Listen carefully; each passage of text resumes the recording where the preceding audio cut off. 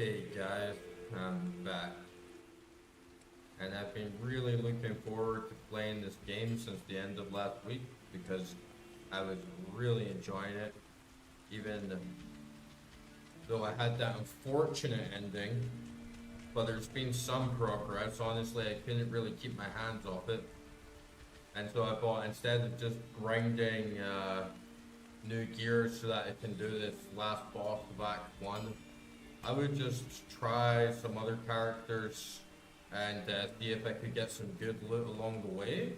And then, funnily enough, I don't know if it's a glitch or whatever happened, but when I logged back into my druid, my corpse was lying here at camp. Somehow it had just reappeared there. Don't know how that happened, but I'm very thankful the Diablo gods have given me a second win and a bit of a boon to get through this game. And helped me a little bit through that blunder, which hopefully won't happen again. But right now, I think I'm looking at a pretty good build.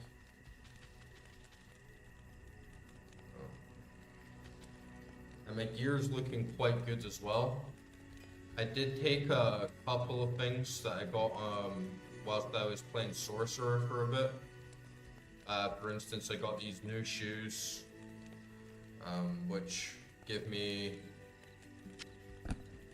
10% faster run walk, 17% enhanced defense, 28 maximum stamina, extra heal stamina, and half the freeze duration. Just a standard set of chain gloves I've got, but I have this pretty good armor. Plus 6 life, 2 mana, fire resist, attacker takes 1 damage.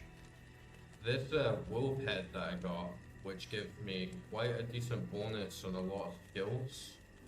And of course I got my axe back, which I'm very thankful for. But also on my second set, I have this Wolsh. Left lance bulge, I don't know how you say that.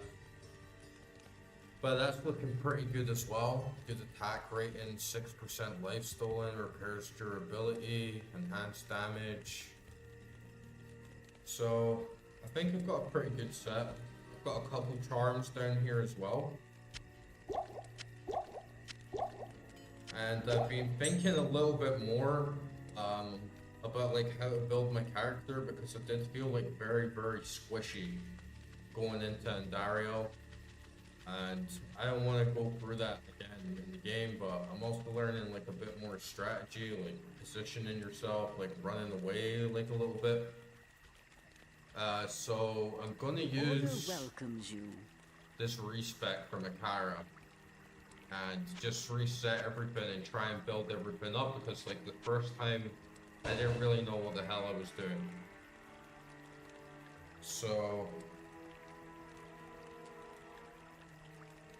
to be honest, I think I was right in not picking dexterity, because I don't really think that affecting much of my combat this round. And I always do things blind. I don't like looking up how to get the best build for druid, what's the best class, anything like that when I play a game, because part of the enjoyment that I get out of the game is just experimenting and figuring the math out for myself and the best strategy and being creative. So I'm not really sure what I'm doing, but I've had to sit down and thought about it before it came on stream. And I think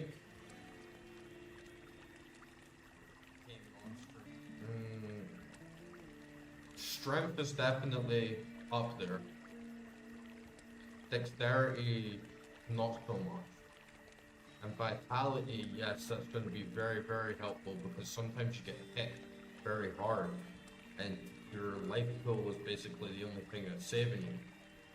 Whilst in contrast, I've noticed that mana is really got more to do with how many potions you've got. For instance, if you've got like a full stack of mana potions, you can just keep spamming that, because your pool for mana is going to be depleted at a slower rate because it's linked to your skills and your level.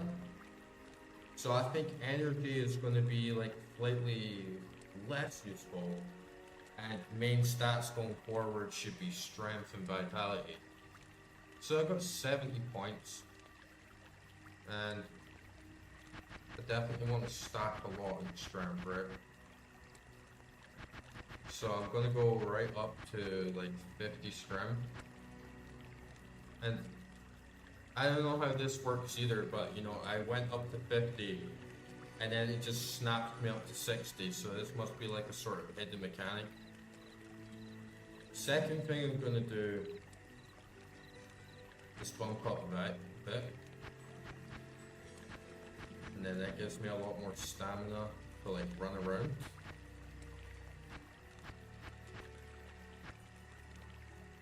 $126 life. Let me get, oh, so somehow 50 is 60 in this game. Okay, 60 I think is gonna be good enough. I'm gonna put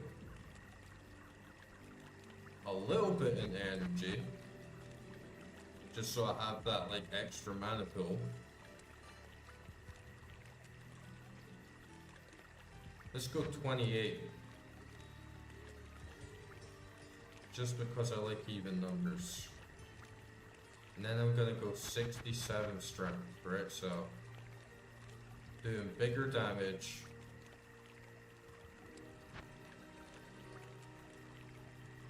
Bigger life pool, should be able to take bigger hits, deal out more damage. Now for the skills, I have this wolf head that gives me a fair amount of bonuses for this poison creeper thing, which I didn't actually use before, but I think that it's going to be quite a good one. It's like a sort of stationary AoE, because if it can infect lots of enemies like from afar, if it can like pull up these vines and then it sorts of saps mob HP while I like run around, that sounds like it would become very useful. Oak Sage, I never used that either. I used a little bit of Raven and Wolf, and they seemed kind of useful but not too much, but the main thing was definitely fire. So I already got one firestorm from a wolf head. I'm definitely going to dump some back into that. That molten boulder was really good. Fisher, I wasn't really vibing too much with that, to be honest. So I'm gonna go 6. I've got 4 firestorms, 6 molten boulder, and the rest. I mean, should I go for Oak Sage or should I go for Ravens and Wolf?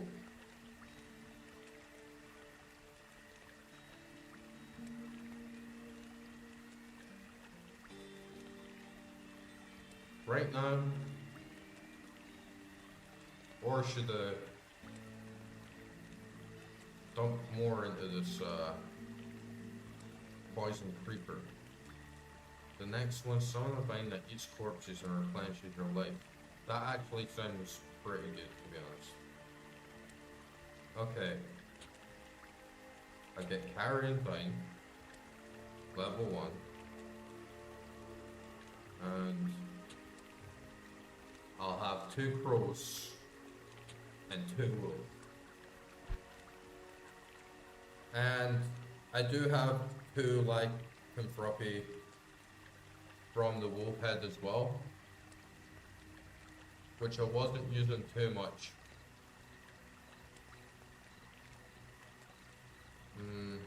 But if I feel like it, we can level that next time. You see, the thing that I don't really like about shapeshifting is that my weapons don't really seem to have much use after that point. I'm not sure if my attack is based on the weapons that I have equipped. or if werewolf just has its own base hit and attack. Definitely get better speed, better attack rating, but I don't know if the werewolf just has his own stats. So there's clearly like some hidden mechanics along the way here, but I'm feeling pretty good. Like, I was crushing that dungeon before Andariel, and I think I still have, yeah, there's one more quest left to do. So like the warm up, I'm going to finish that, and then I'm going to go back to the bottom of the monastery and take her out. And I'm feeling pretty confident about it this time. I think we're really going to do it. Let's take some demon blood. Good old demon blood to energize the spirit. And my rings and belt are like kind of meh. But I also have this legendary amulet. 1 maximum damage, replenish 2 life, 3 mana. Good bit of resistance and magic damage reduced. So, overall, I'm feeling good. I think this is a really good position to be in at this point in the game. And I did do a little bit of grinding, like I said. I played a bit of Necromancer, but not much, and I got pretty lucky. Okay. No way. Bars can't hold a force of nature. And hopefully as well for you guys, like the audio quality is a bit better. I changed some settings and started plugging my headphones in via USB-C, so hopefully it rolls off a bit for you guys and you get like a better sound quality to listen in. And it does sound a lot better for me as well. Like the ambience and the atmosphere in this game are like so fucking good. Like I love all the sound effects in this game. I love the whole like soundscape backdrop to all the areas, the compositions. It's great. I need to get in a habit of summoning everything I've got, right? Because these guys are going to be my buds. These guys are going to pull me through the storm. And let me hotkey these things as well. Okay, I'm going to put 6, 7 on my creepers. 4,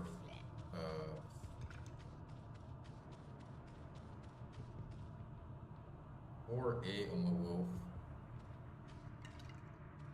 And Molten Boulder 3, I like that. Firestorm 2. And yeah, okay. Let's try this out. Let's try that creeper out.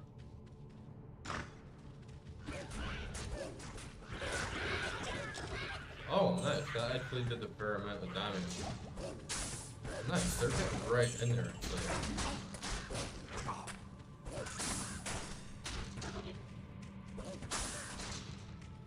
And it looks like it sort of like zooms around.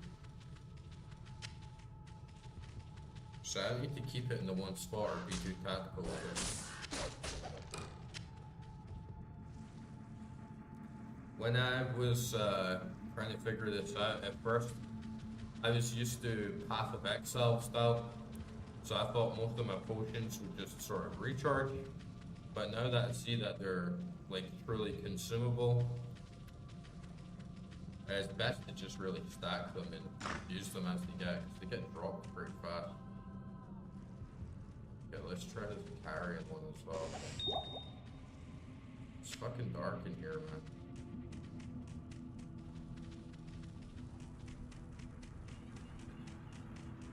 Can't really see anything at all.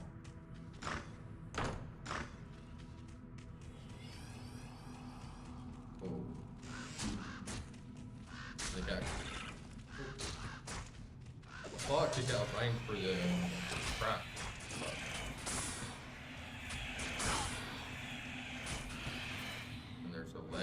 crossbow there, but I'm pretty stacked honestly. In terms of my inventory, I don't really have much space if I want to do stuff like that.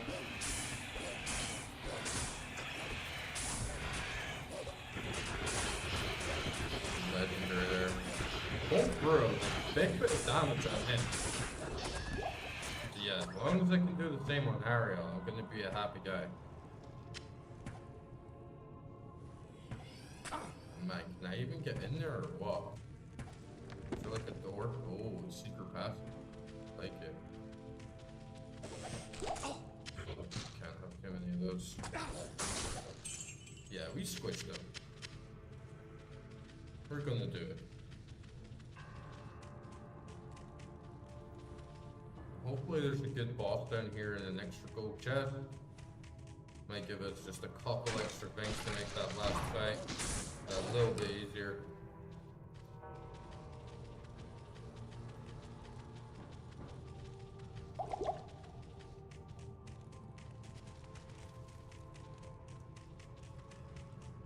I think the main thing for Andariel was she just rushed me with that poison.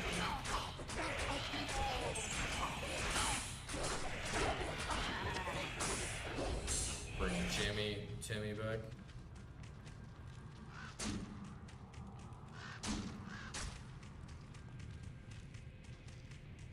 And I'm feeling in this game that your positioning is very important.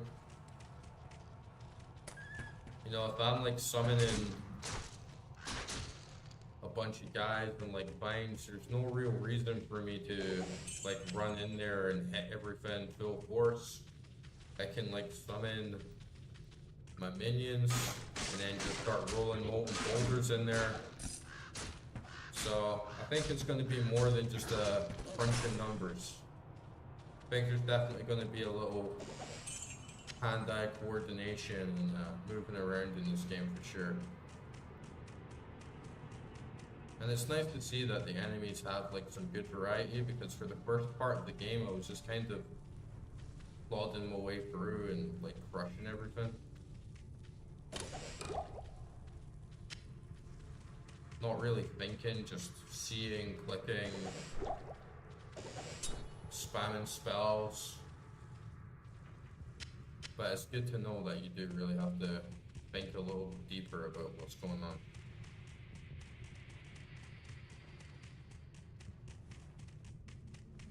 Alright, let's find this boss. Lots of chest down here, but just junk. These guys.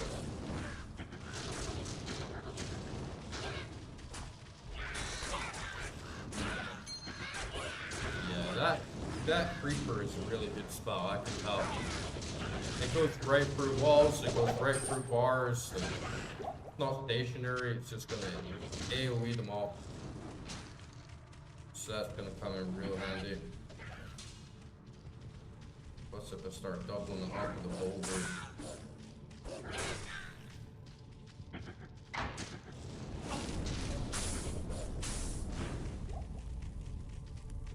I still need to get used to just constantly keeping an eye on my health and spamming that potion as soon as it gets to a good level. The tricky thing is when you get kind of cornered and you're getting smashed and you run out of potions and you need to like quickly jump back into your inventory. Like that's gonna take a bit of muscle memory and skill.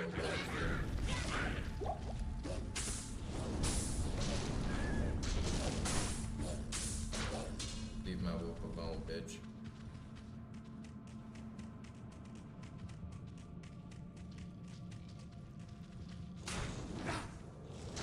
And this Bolg or Lance or whatever you call it, this is a really good weapon. I think it might even be better than my axe. Just gotta keep in that rhythm, you know. Keep the summons, keep the creeper, keep eye on the health, potions. It's gonna be a done deal.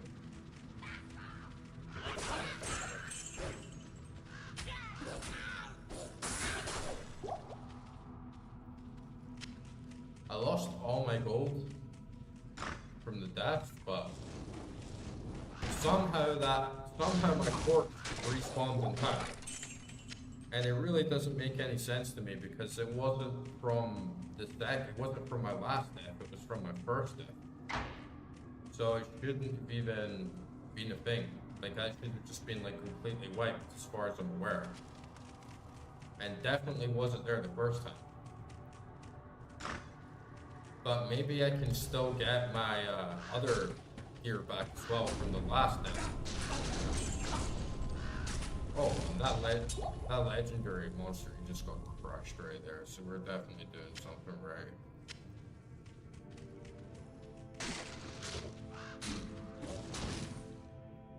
And that creeper follows you around? I thought it was just going to be like, you know, you click over there and pops out. I think it was actually just going to keep following me around until it dies. That's great. I wonder if the carrying one does that as well. No, I can have one vine. It's either carrion or poison. Carrion one, replenish life. Poison one, poisonous. Okay. So I can like flip-flop. If I'm like low on life, I can change to the carrion. Just get like a quick heal.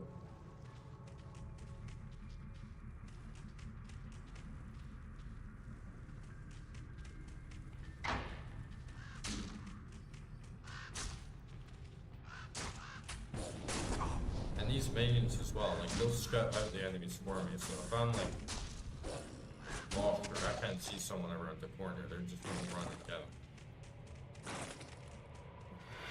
Another legendary monster there. Oh shit, we got the color.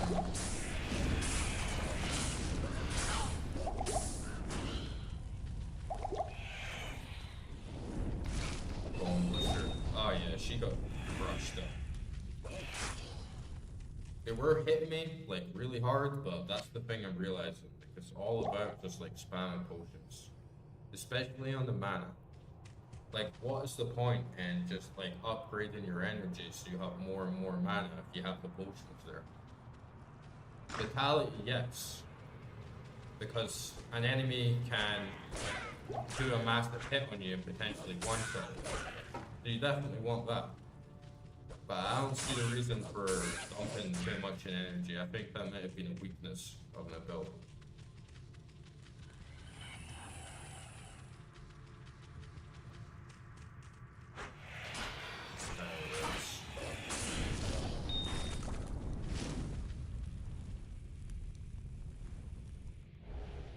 Timmy. Yeah, I don't know. Maybe next level getting werewolf form again would be good, but I'm feeling quite comfy, and I don't want to like overwhelm myself with skills. You know, I don't want to have like too much of this like clicking for the mouse wheel and trying to hit the numbers on time and like adding this extra layer of like complexity. I'd rather just have like a good simple build with a few skills, because it's a bit of a pain in the ass, especially like coming from Path of Exile, where you can just hotkey like most of your skills to, you know, QWERTY and just hit them on the fly. This one you actually have to like physically select it and then right click them for all. So it's a bit clunky. I don't want to add unnecessary clunky. And I'm also still kind of like unsure of the point of, you know, if get Fisher, it does 34 damage at level 1. But at level 6, my Molten Boulder already does like far more. So what's really the point in trying to upgrade Fisher and sticking with that beyond just like unlocking the next set of skills? I think Molten Boulder is probably the best spell that I have, because it really does just crush everyone fast. And as long as I got mana potions to spam, it's cool. I need to worry. I can just do it and have nonsense.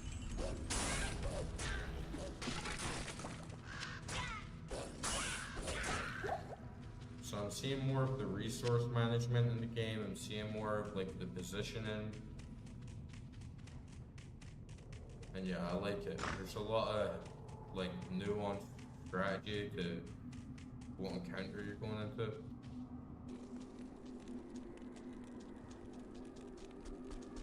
Huh. Where the hell is this boss, man?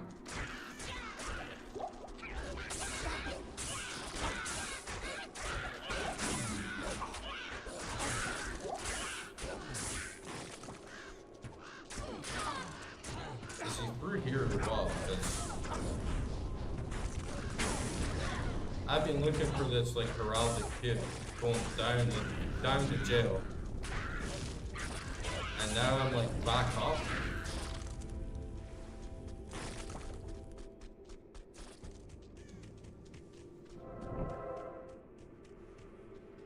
How did it go from jail level 3?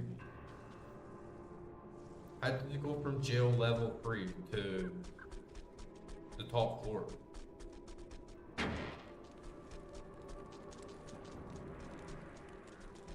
I'm so confused,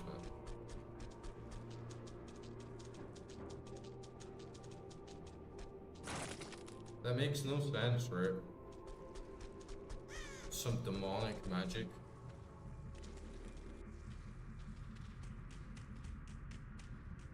Or I still have to find them down here, maybe?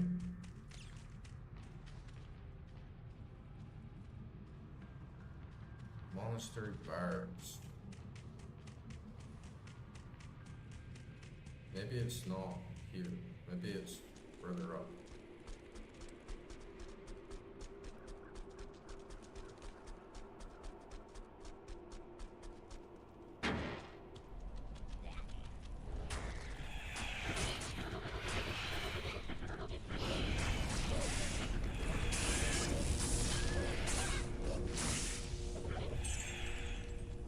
Black ground of the shade.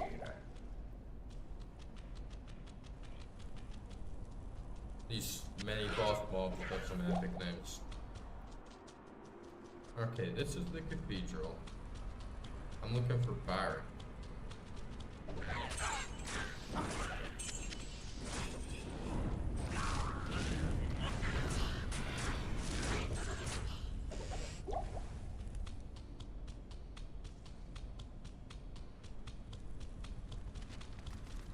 You gotta be here somewhere, right?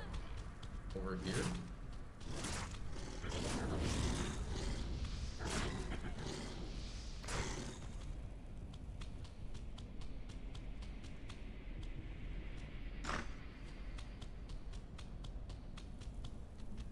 Catacombs. Where the fuck are the barracks, bro? Tell me, fucking Bone Ash. Damn, that poison fucks you up.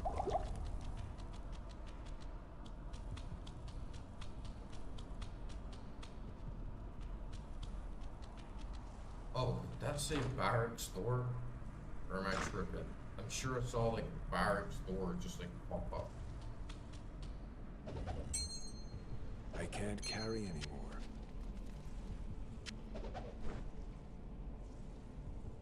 That's a Viper crossbow. That's probably not going to be too useful to me. Neither is this. But you can see, like, the amount of potions that I'm hoarding right now. Basically, all the mobs are just going to drop a continuous stream of items for me.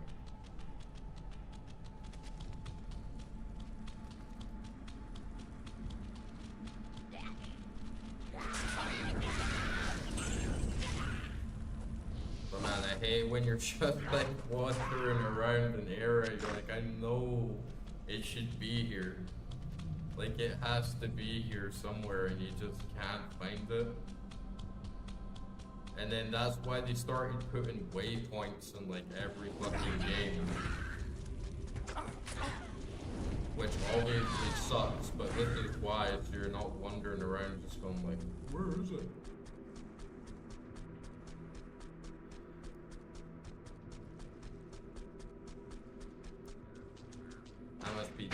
been done, man. I did this with the tree as well. Okay, let's go. We're closer.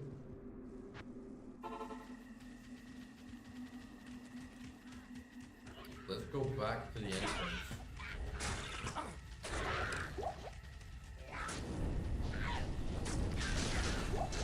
This is just noob life. There's nothing you can do about it. You just gotta noob it out until you get there.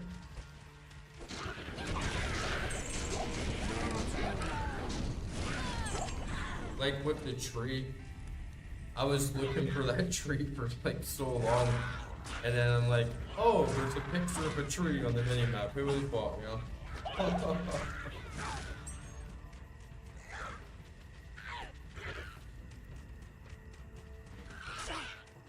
Oh, nice little experience there. Squishing balls. Jimmy. Need mana. Timmy.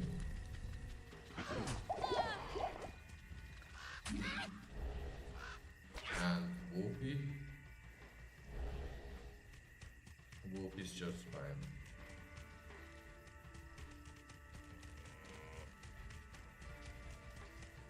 Enter into town balance rip.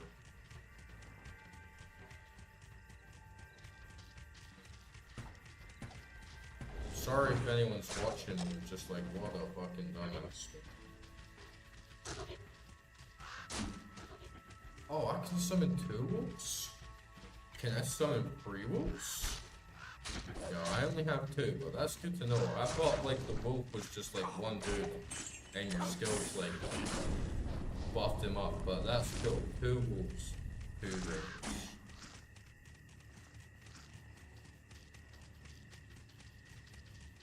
Okay, this has gotta be it.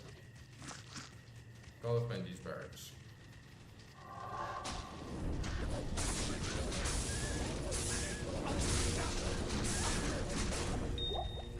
Oh, it's starting to look juicy as well when you get all those AoEs, like poison, fire, lightning, just light the place up, man. That's what I like to see.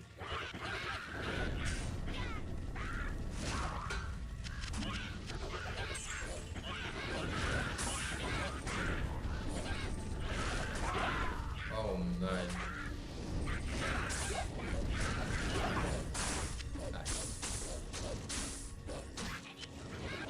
It's fucking fun, man. It's almost like, it's cause it's so fast and snappy, man. It gets me pumped. Just running into big horde of mobs like that. Alright, we got a nice little armor there as well.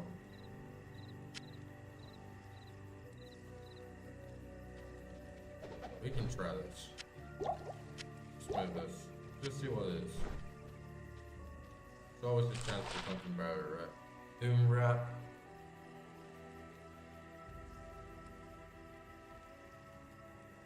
Attacker takes damage. Forlay, fire resist, poison resist. That would come in really handy for Andariel. It's pretty much the exact same fucking thing though. 6 blade, 2 mana, fire resist. 17 mana, 4 like fire resist. Oh, this is better. Yeah, this is slightly better.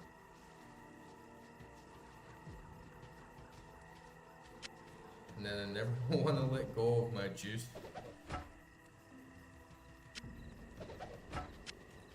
Always got a juicy weapon like that. I just want to hold on to it, you know?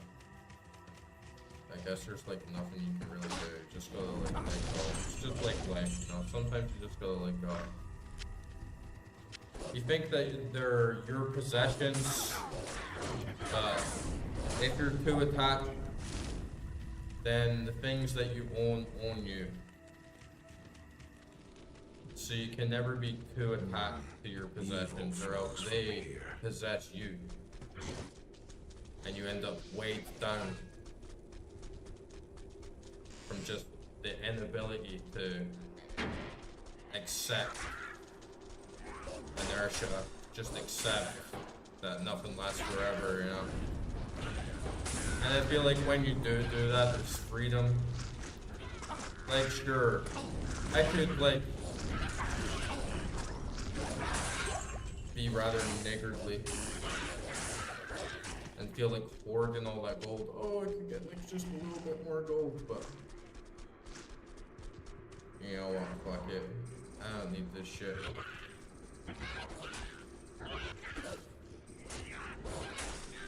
Throw this away.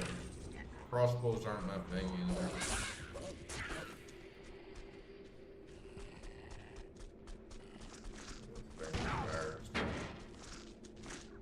Barracks. Barracks.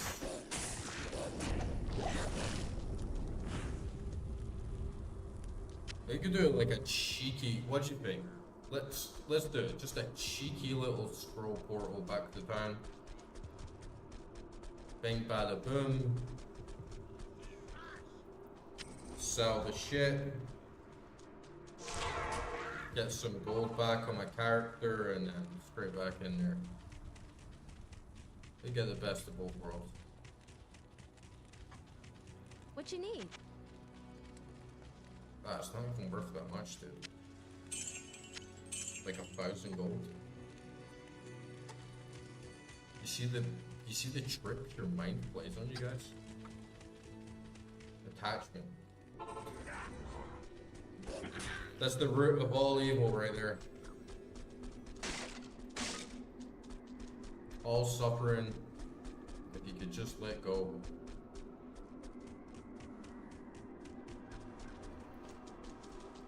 It would be meaningless. You would see things for what it really is. It's just a bunch of pixels on a fucking screen, right?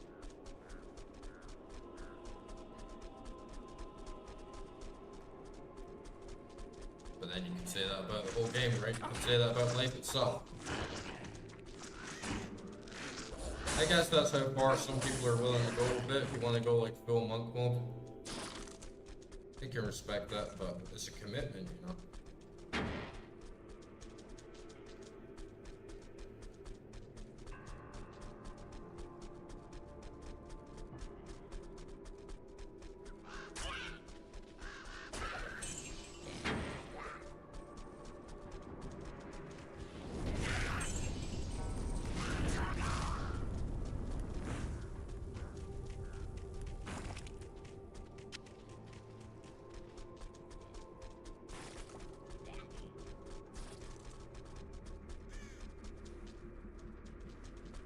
This is really just getting on my tits though.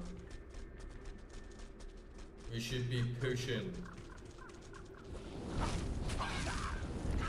Should be taking Andariel right the hell out.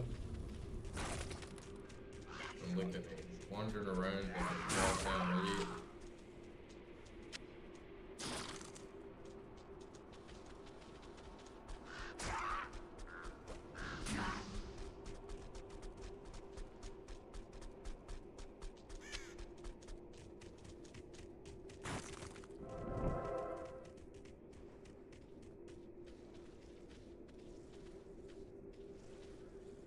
Monastery barracks. Where else can I go? Go to jail level 1. Okay, let's try this. If level 3 took me to the top floor, and maybe if I come back out of level 1, take me closer to there. I'm so confused right now. To the barracks. Okay, to the barracks. To the barracks.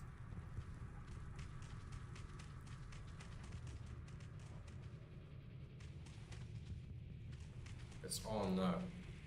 Finally. I don't know why that took so long. It must have been because last stream I was like so distracted in the chat. Like talking about like conspiracy theories and all this other stuff, and I must have just like ran in here without even realizing that this is where I'm supposed to go.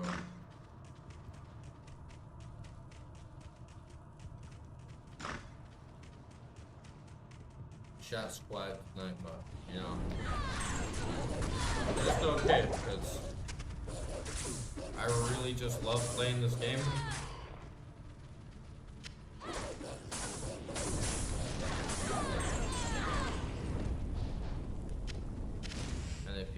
join in on the way, they're more than welcome. But otherwise, I'm happy just getting some dopamine and talking to myself. It's good to talk, you know. You live in a foreign country or people don't really speak English, you lose your grasp of your own language, you lose your diction, you know.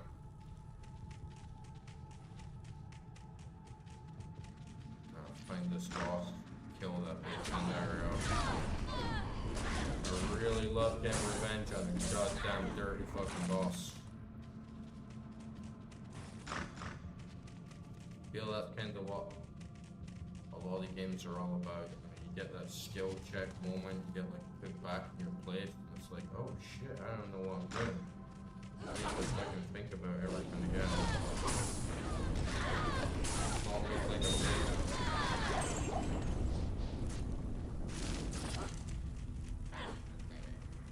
We're crushing them now. This new build that I did at the start is definitely paying off. Like, I'm not feeling threatened at all. There's been a couple moments where I got like jumped, but other than that, I'm feeling pretty good about this. Mana is fine as well. Like I only have 64 mana, hardly put any points in energy at all, and we're still like completely fine for mana, so. I definitely won't be leveling that shit again.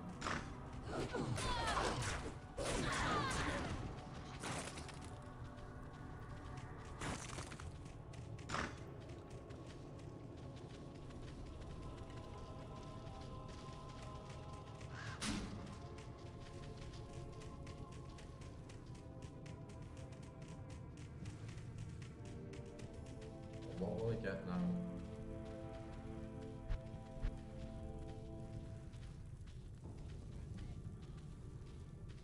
Molten boulder, can't go wrong with that, right? Or another wolf, 3 wolves, another creeper,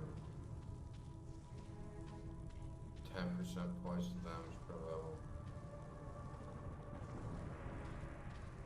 You know what? I'm feeling this poison creeper thing. I think I'm gonna go with that. The 3 wolves. Nah, you know what? Let's go with the creeper. Seems like a good spot.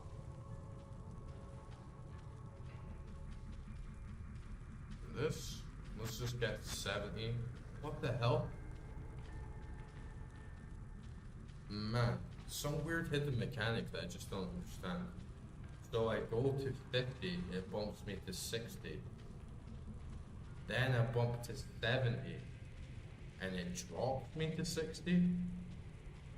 Like, what the hell is that? I just put 2 points, I just put 3 points of strength, and now I have strength? Like, am I tripping or what?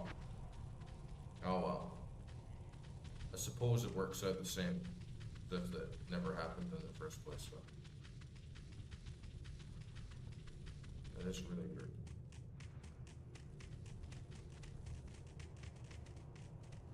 And with this barracks as well, I feel like I'm missing something again.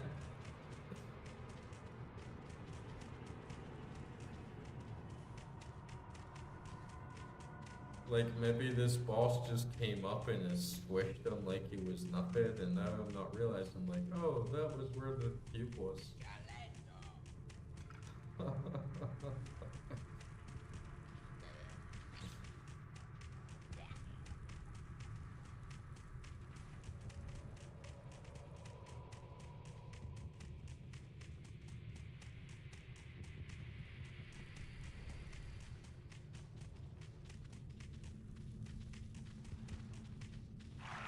This game is doing some funny tricks to me. My corpse appearing where it shouldn't. Boss is not appearing. I can't underestimate my own ignorance.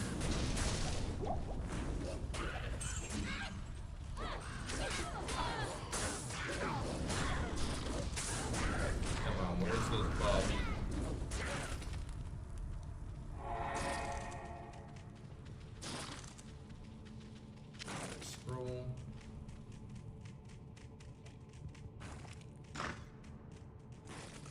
big guy?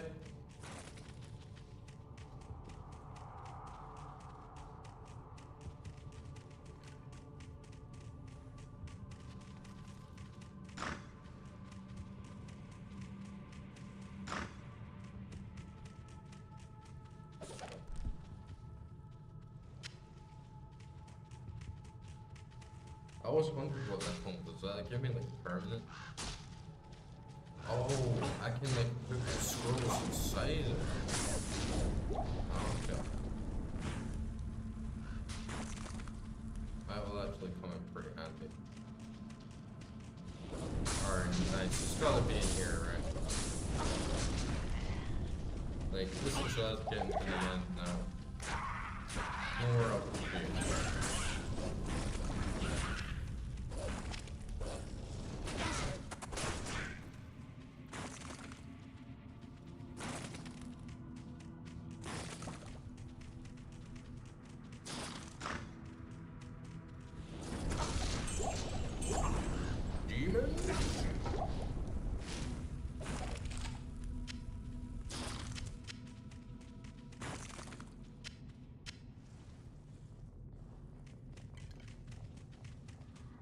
Take me to your master.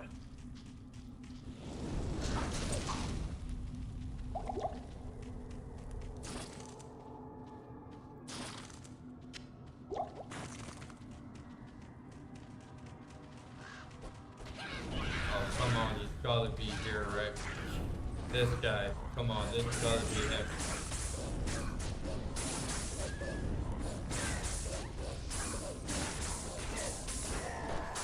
He got crushed. Green? A green item? I've never seen one of those before. I wonder what that is. It must be rare if I've never seen it, right? I can't carry. Hopefully it's good because my sash is kind of basic anyway. Alright, nice. Let's see what this does. We got a little prayer to the RNG gods. I want something good. Oh, great RNG god. Your mysteries amaze us. You give all despair and everything in between. Please bless us this evening with an epic drop. We shall be forever grateful and memorable. And happy for your blessed bounty upon our humble beginnings and a great new game. Amen. Defense 22 plus 20 defense cannot be frozen. Death disguise, death's touch, death's guard. I don't even know what the fuck that is. Man, I think they did it. I think the RNG gods did this real good this time. Compared to this, compared to attacker takes 1 damage, it's not comparable. 22 defense plus 20, so that's 42. 42 defense, that's more than my fucking armor. That's like more than my entire build put together. Nice. Alright, throw this piece of shit away. And I think with this like quest item, I get to enchant something. So maybe I should go with like enchanting my gloves, and then I'll have like a full set of like really nice gear. Man, that does seem like a good drop. Thanks, RNG gods. That's why you pray, guys, right? That's why you pray.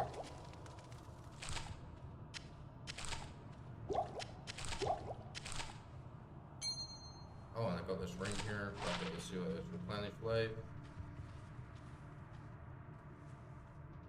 Meh.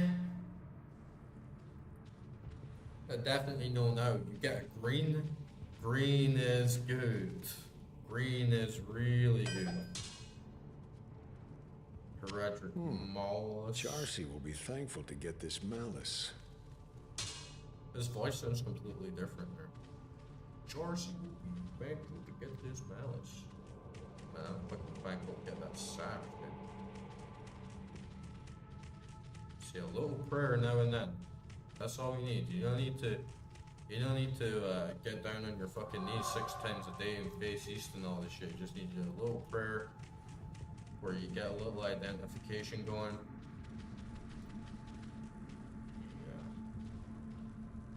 Yeah. Use this time. Boom.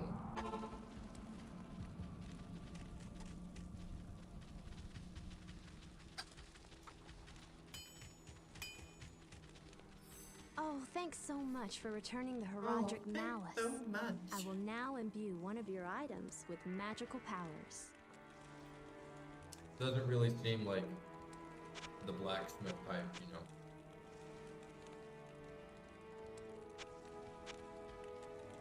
So yeah, maybe go with these chain gloves. Let's just check the stash. Wait, let's see like what you can even Good day. imbue. Can it imbue the lance?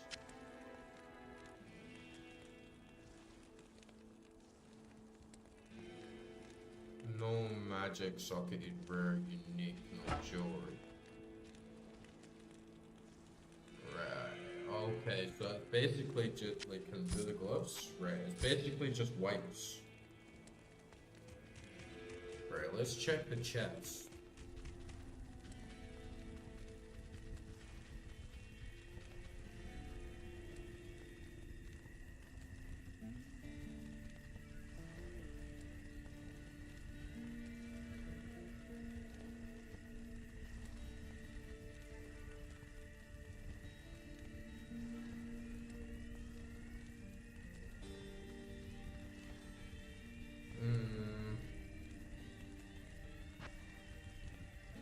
Nothing really.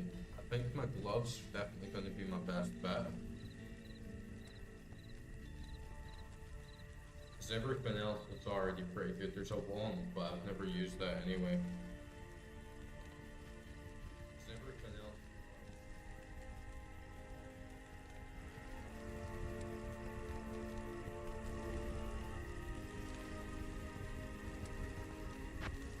Okay.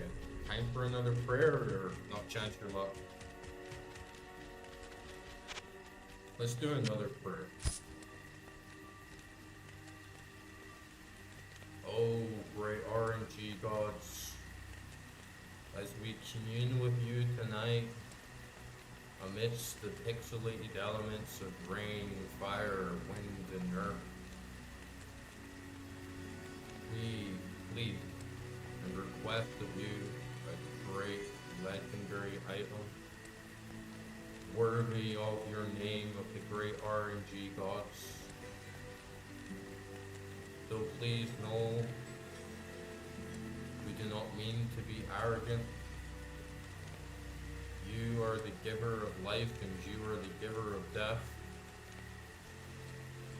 And your random nature we could never fully comprehend. We have faith in the universe and cosmic hierarchy that you will give us the right piece of gear tonight that will give us knowledge of ourselves, of the game, and of your infinite power. Amen. Okay. Let's do it. Thank you. Oh, nice. Got a legendary out of that. 6% chance to cast level 3 Frost Nova Instruct. Plus 20% enhanced defense. Plus 1 dex. Fire resistant. Poison resist. 18%. Nice. That is going to come in so fucking handy for Andariel. Like, so I have like almost 25, is it? Yeah, I have like nearly 25% poison resistance, plus that extra 40 defense straight up from the sash. So that is like truly epic. Like thank you RNG gods. Like the RNG gods did it so fucking well there. Like 2 in a row, come on, that's absolutely fucking phenomenal. I could not ask for better than that.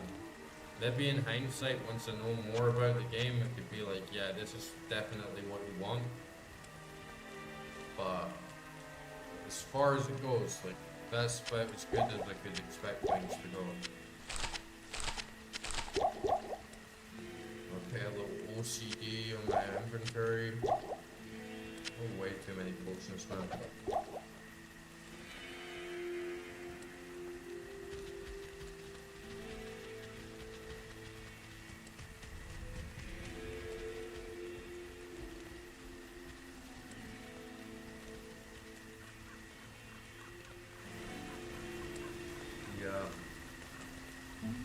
I think it's definitely time to hit some demon ass fuck. I'm just gonna go for a hit, and then we'll finish this act one up.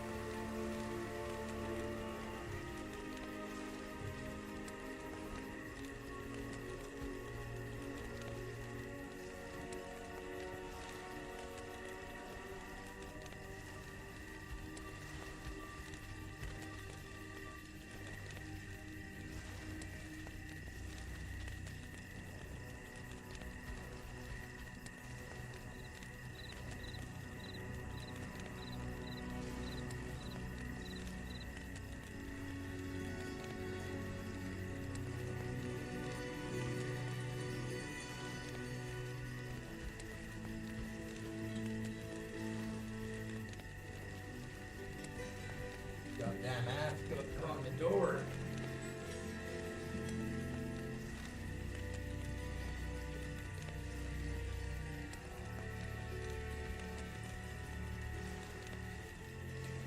Damn, that cam is red and telling us. Oh look, now it's all turned green. Magic powers, guys. That's the power of demon blood. Power of demon blood. And this was a great pick. Like, I got this bottle of wine for, like, €1.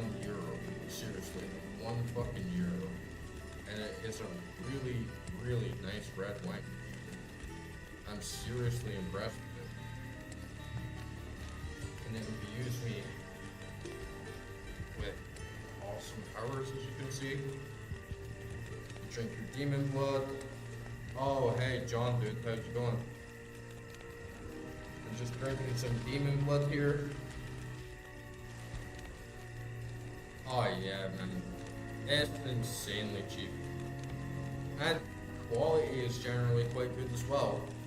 Like, this wine is really fucking nice, man. It is not what you would expect €1 value, but it's like way better than any of the wine, you know, any wine that I'd buy in the supermarket back in the UK, so. How are you doing tonight, bud?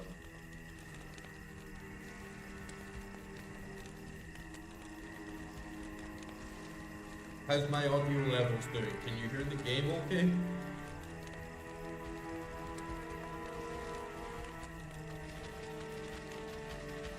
Basically,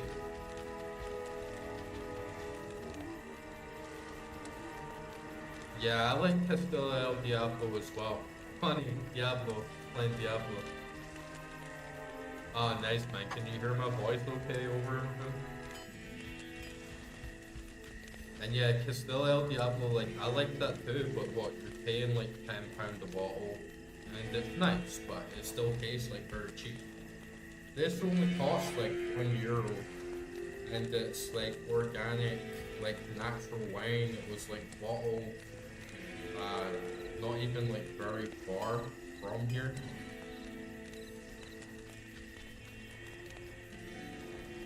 Oh, okay, I'll turn the voice up like just a little bit for you.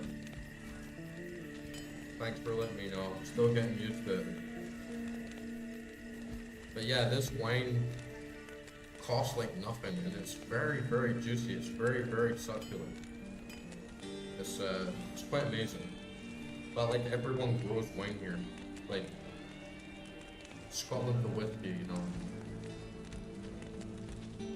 And yeah, it's all natural. There's no like fucking pesticides in it.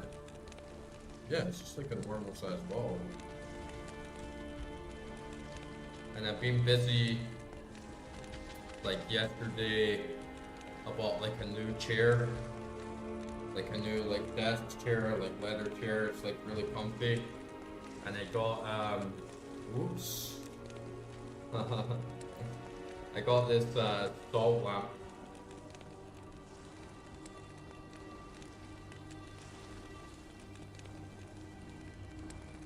Which is really cool. I always like having one of these things, so I need to like sort out the wiring because it keeps like flicking on and off. But like I'm sitting in my nice new room, like I built everything with like the desk. So I got like a really nice like cool space to like game and work in. Like sucks when you get a new thing. I feel like salt lamps have always got like dodgy wires.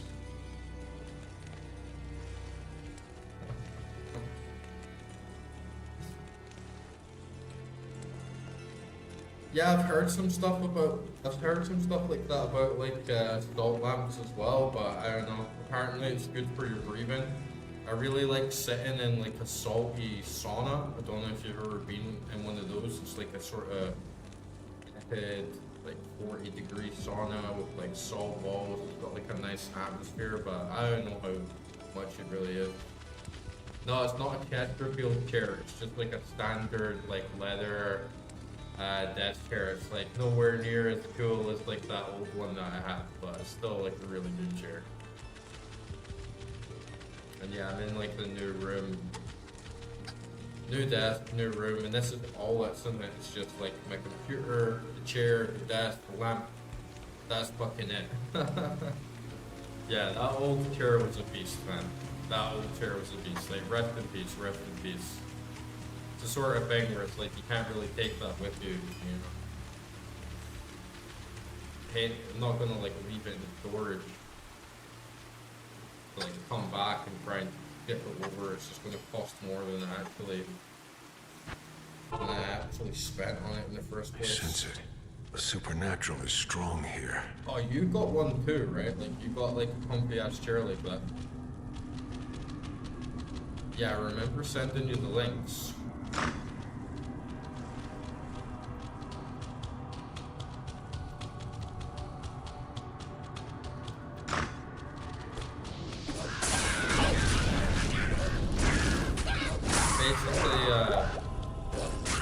Carrying over this game from where we left off last time. Like I did a bit of grinding. You came in at the right time actually, because I got like smashed by that boss,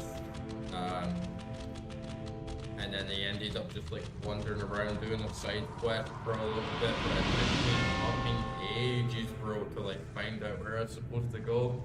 So you've just popped it back in of where we were like last time, and I'm about to try and defeat that boss again. Yeah, I'm about to try and kill her. My Chesterfield chair was only like 200 to 250 quid as well. Like really high quality for what you got, for sure. I was really surprised to find a chair like that for that price. Okay. And I got a bunch of summons this time to help me. I got some really good gear. Like I got this extremely rare sash. It gives me plus 40 defense. Cannot be frozen. Really good. And then I got these gloves like that I enchanted. Gives me 18% poison resistance, more defense, 6% chance to cast a frost spell, dexterity. I got this really good lance. So I got like a really good set of gear, and should clear through like really fast this time, I think. But yeah, wish me luck, bro. Let's do this. Still gotta get to the bottom. But yeah, how have you been anyway? Yeah, I got a lot of potions. And I took more of a step back and like analyzed my build to see like what actually works. And I figured that I just like respect my character.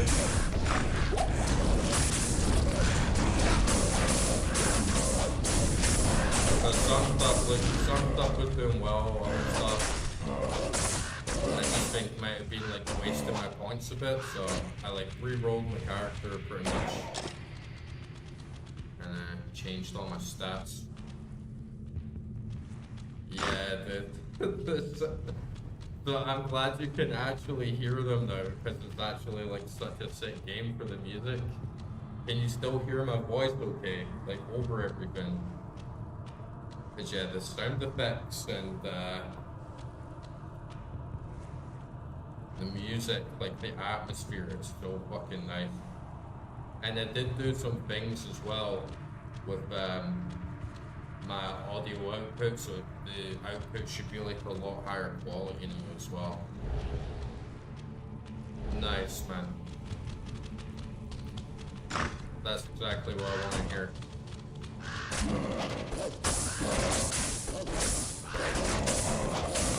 Because yeah, I like changed my output device. I have like a very, very high-end set of headphones, and didn't realize that I would get like much better quality if I connected them like via USB. So like I did that, and like I tweaked lots of settings, and should be pretty high quality, much higher quality than before.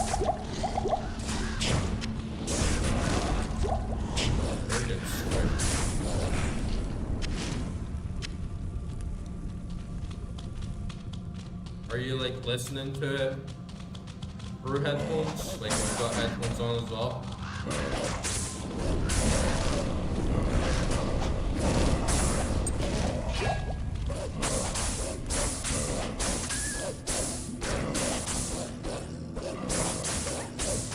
My wolf's ripping her apart.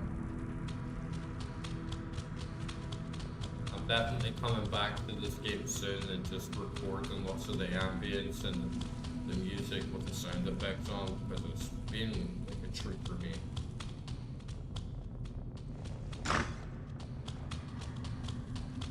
Ah shit, it sucks when that happens, man.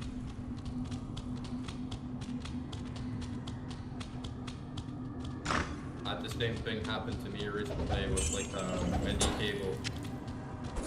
And the system's working because a tiny little bit of it, the wire's just like frayed. And funnily enough, we're talking about how things are cheaper in Georgia. And then I was looking around for this cable, fucking everywhere. And then I finally found one. Just a little micro USB cable. And they want me fucking £15 for it. Like, that's crazy. So I never even bought it. It's like, fuck that, I'm gonna pay £15. One deal, I haven't really heard of them. I used a pair of Sennheiser, the headphone Force.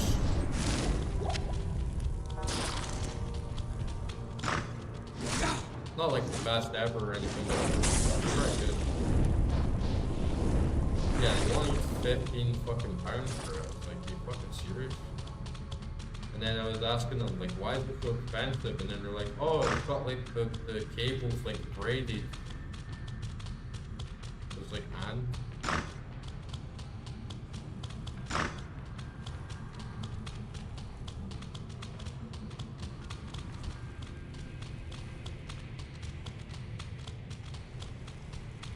Yeah.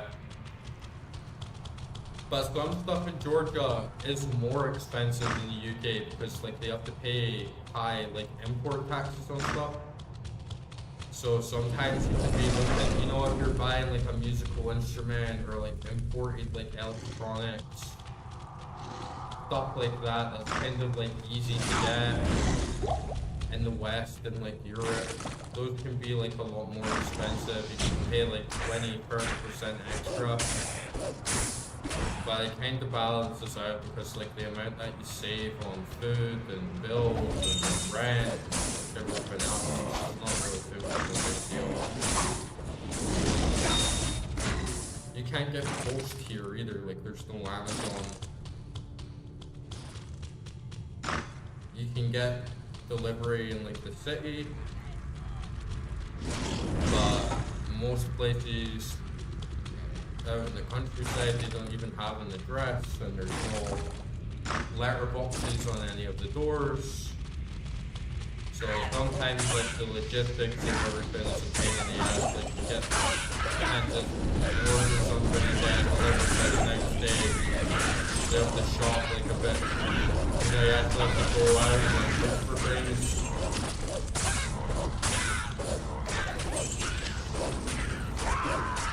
But you can get taxed fucking crazy cheap. Like I can get a taxi from like one end of the city to another for like fucking £2, £3. I can get a private taxi to like the other side of the country. You're talking like, you know, maybe like 300-400 miles or something, and it would probably cost me like fucking £50, like £60. Yeah, it's really good. And the boss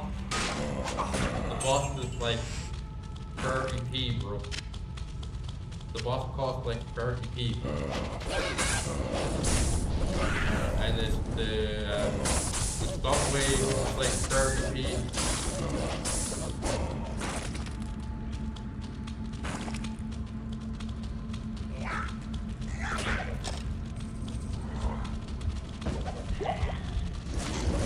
Oh, there she is.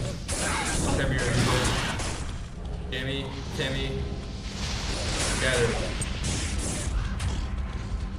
I'll probably kill her this time.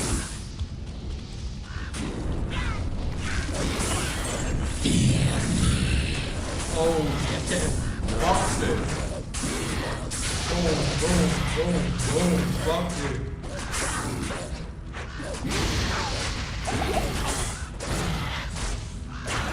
Nice.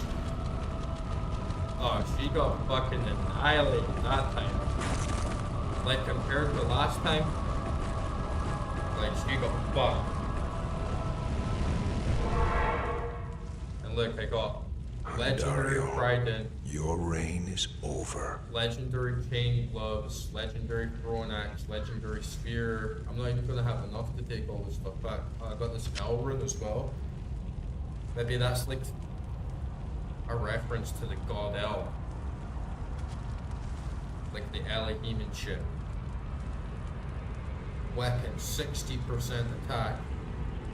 That's pretty good. Yeah, it must be something like that. The rune of the Elohim.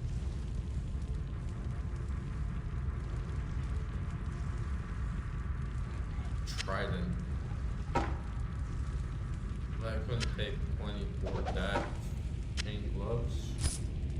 I already have a chain gloves. Let's see what the spear's like.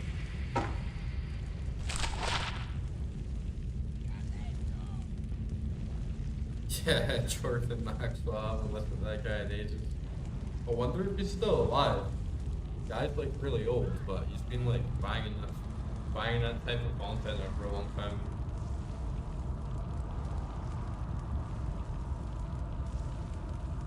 Ah, that's unfortunate. Rest in peace. Yeah, I mean, I wouldn't doubt him, honestly. I mean, I, the thing about the angels, like pretty much all the angels end in the word L, right? So I definitely know, like, in some traditions, all the angels represent their own astrological symbol or like their own planet. But yeah, definitely would not be surprised if the god El represented Saturn, because like Jehovah,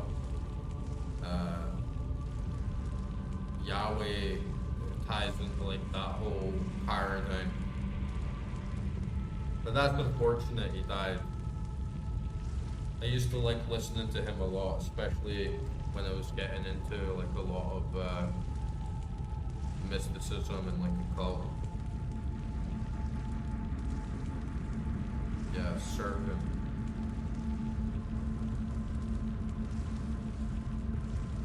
Yeah, rest in peace. Gone but not forgotten, right? They're immortalized online from the millions of people that heard their message. And even like, I don't believe everything Gordon Maxwell said, but he was like an inspiration for sure. The guy was like dedicated, you know, that guy like dedicated like so much of his life at putting out his knowledge, and he inspired and influenced a lot of people, even if it was just sparking conversation. So like massive respect for the guys. 100%.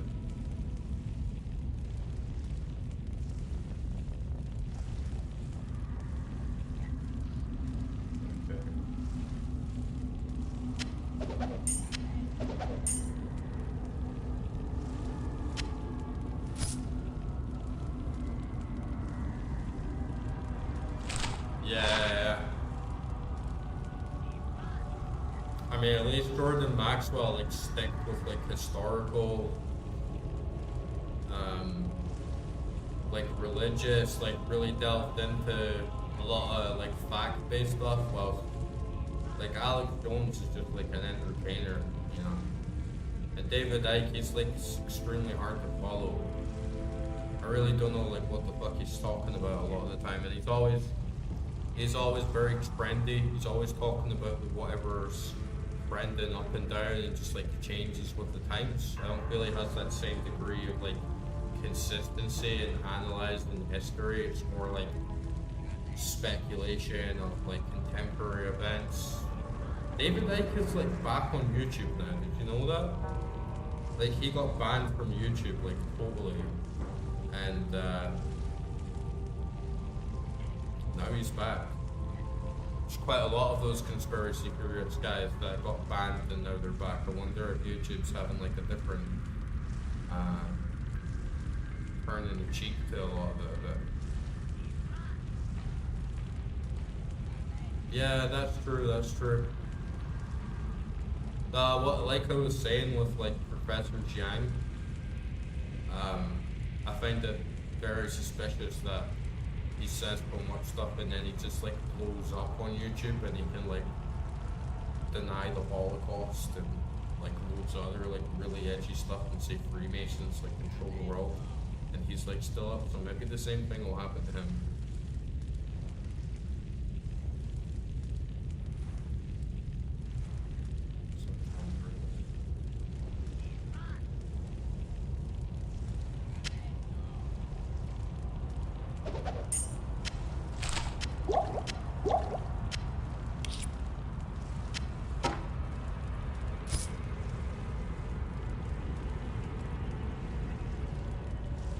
Yeah, he's also like the #1 guy on Substack in under a year.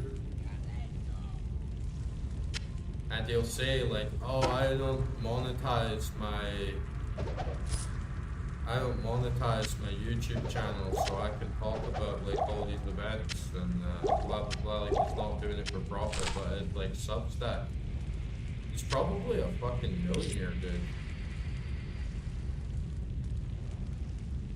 Oh yeah, it's like, why the fuck did he go on Sneako? You know, of all the podcasts that you could go on, why the hell would you go on Sneako, dude?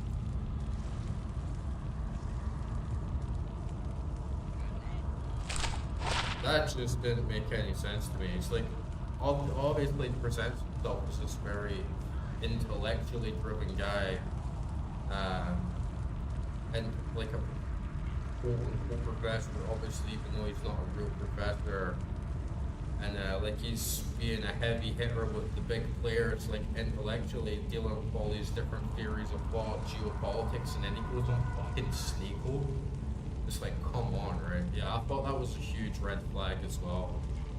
Because Nico is tied into the whole like Andrew Tate thing, the whole weird like Islamic subversion shit.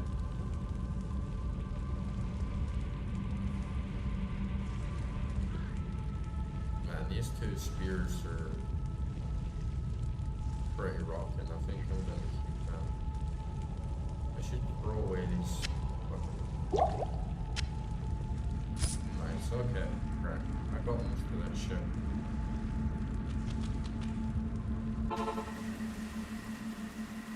Actually, let's see if there's like a chest in here. Yeah, it's interesting to know how much the like political landscape has changed. Because you know, feel like around COVID time, everything was like very far left, and people are like very afraid to like say a lot of things, and YouTube would be banning people, censoring people, like left, right, and center. You know, it's like so easy to get banned from YouTube. You can just like start talking about 9/11 or something, hypothetically, like not even making any claims, and you just be banned. And now they've like let so many people like back on the platform. You can talk about like all sorts of shit, and on as well, you know, like since Twitter got taken over, it's like, bro, that place is so right wing, violent, and like aggressive. It's kind of unbelievable. Like, yeah, Facebook, X, TikTok, like they're crazy right wing, almost like stupidly right wing. And I'm not even trying to come at it from a perspective of like, I'm on the left wing, I'm on the right wing. It's just like noticing how much the whole political landscape has changed in a couple of years. And all this stuff that you just were banned from talking about is just like the norm, and it almost seems like it's pushed out now. It's like everything's just done this like huge 180, you know. It's kind of weird. And the corporations, Good like evening. YouTube, Facebook, they're all obviously like okay with it now, right? But maybe they're just like scared that platforms like Rumble and everywhere else are going to start like stealing their viewers. You still can't say the same amount of shit that you can The say on caravan is Rumble. prepared. We may now journey eastward to loot Golain.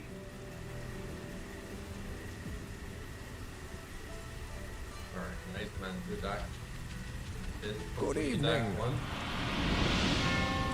You got fucking 3 This is a great victory indeed, but many more battles await.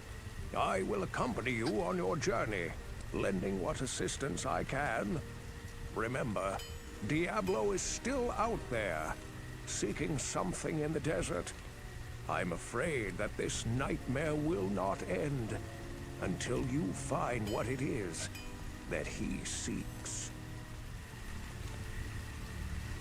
Yeah, those things are cool. It's kind of weird that in places in Georgia, like if you go out into the villages and stuff, there's still people, like it's really good, bro, if you like organic living, because like for instance, in the village that I live, I buy eggs from chickens here. I buy like the meat, like chicken from here. I buy cheese from here. I buy milk from here. I buy potatoes, onions, spring onions, peppers, chili peppers, garlic, wine, lots of stuff like strawberries, all from here. within, you know, a 3 mile radius from people that live in the village. And it's all natural, there's no fucking pesticides, it's not all like mass produced, like mass marketed. I'm not buying like mass bulk eggs and like dairy farms and all this shit. It's just like raw, like self-sustaining living. Yeah, Greetings. it's really nice. And people still pull carts with horses. Cows roam the village like freely. Yeah, I mean, like, I wouldn't rule it out entirely that there's some pesticides or like chemicals used, but it's very, very small scale.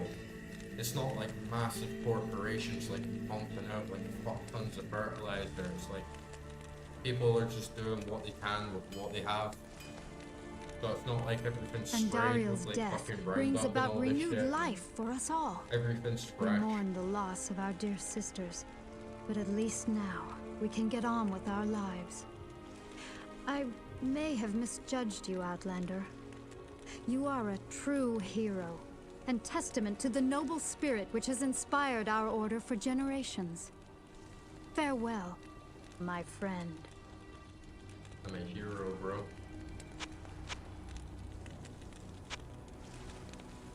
And the fucking price as well, man.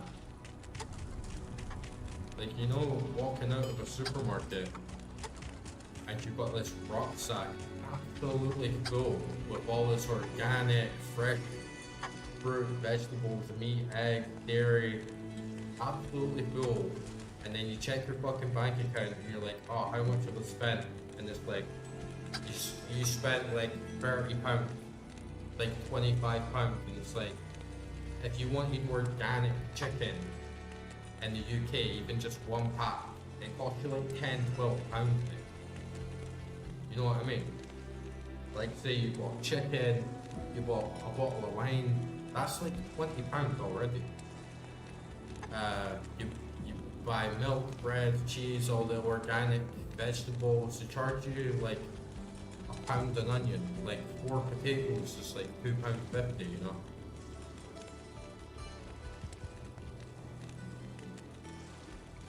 Yeah, it's similar. Because obviously it's like very close to Russia. So there's like a lot of similarities, and most people here speak Russian instead of English. It's like a second language. But it's because they were like all part of like the Soviet Union and stuff. I don't think they really like Russians. It's sort of like Scotland and England sort of thing, you know. It's not really a lot of respect for Russians here. But they all speak it, and it is like a very similar way of life to those like rural like Russian villages that you see. Yeah, it's bordered with Azerbaijan, Armenia, and Turkey. And then on the west side that has the Black Sea that sort of like links up to mainland Europe and like Ukraine and stuff.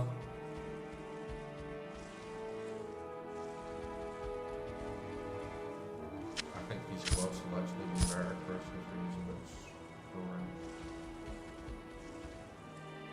But if I see something with poison, it's just basically about it. Yeah, Azerbaijan looks cool as well. Like I'd like to visit Azerbaijan.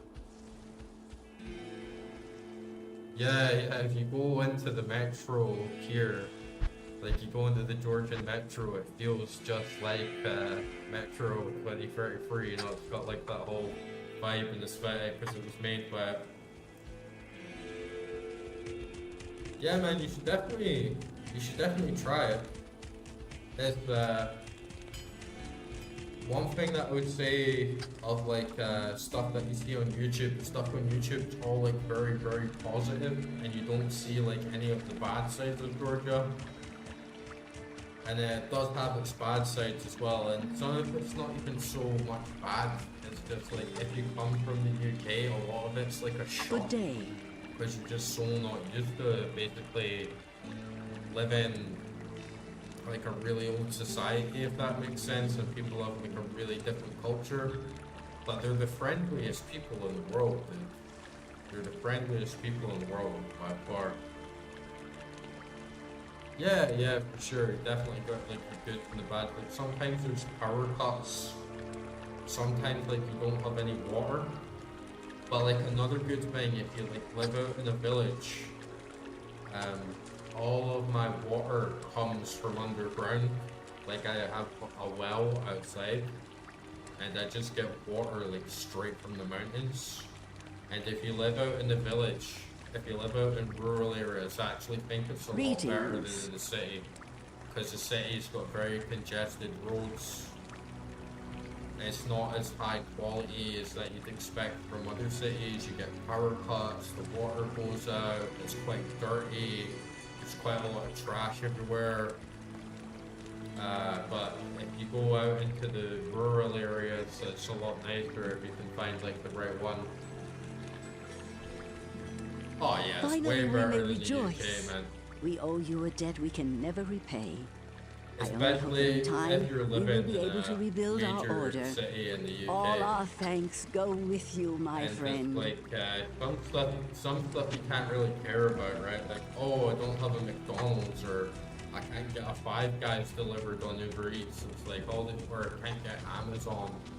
All these bads are actually goods in some ways, because it makes you a human again. I feel a lot more personally like responsible for myself, and I like life a lot more here. I feel more alive. I don't feel like I'm just part of like the corporate system. I feel like I have a lot more freedom and opportunities to like save. But if you like moved here and you got a job like working in Georgia, you wouldn't have very much money at all, because like Georgians are quite poor. They don't actually make that much money. So if you are like moving here as a foreigner, you kind of need like a remote job, or need to be earning money from somewhere else. And if you are, then you're quite well off. Even if you only had £1,000 a month, like you do quite well here. But if you moved here and you got a job in Georgia, like you wouldn't be that well off. Alright, I'm just gonna go for a piss, man, and then I'm gonna start Act 2. Be back in a second. It's good talking to you again, man.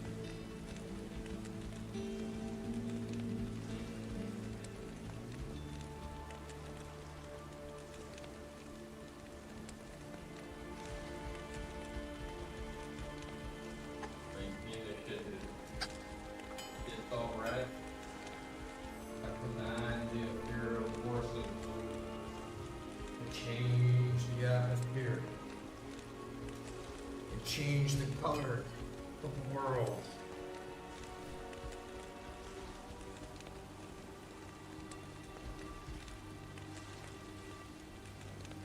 Boom.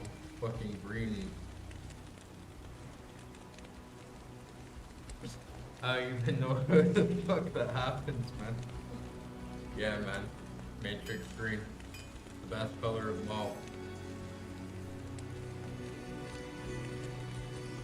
And yeah, one thing I really like about living here in this place right now is like right now it's like raining like fuck outside, and I can hear all the rain falling down on the roof. And it's like really nice, cozy little room with like the lamp. It's very, very quiet, and then off in the distance you can hear like a train go past, like down the hill, and it's such a nice little ambience. I really like that. Yeah, totally. One bad thing though is there's a fuck ton of stray dogs here. Like far too many, and the culture here is like people get a dog and they just open the gate and let it run around the fucking street. So like pretty much every night there's like packs of dogs just like running around the street and barking like fuck, which is really, really annoying. But during the day it's quiet. Yeah, the dog situation here is fucked, man. It's like my least favorite thing about Georgia is the fucking dogs everywhere. But I just put like rain and thunder sounds on the Bluetooth speaker when I'm going to sleep, and then it's quiet during the day. It's just at night they all come out and they're like the fucking mafia or something, like howling and barking all night, man. Not in town. I'm gonna go in there too, finally, man. I'm glad I did this. Smashed it so fucking hard. Good day. Yes? Yeah.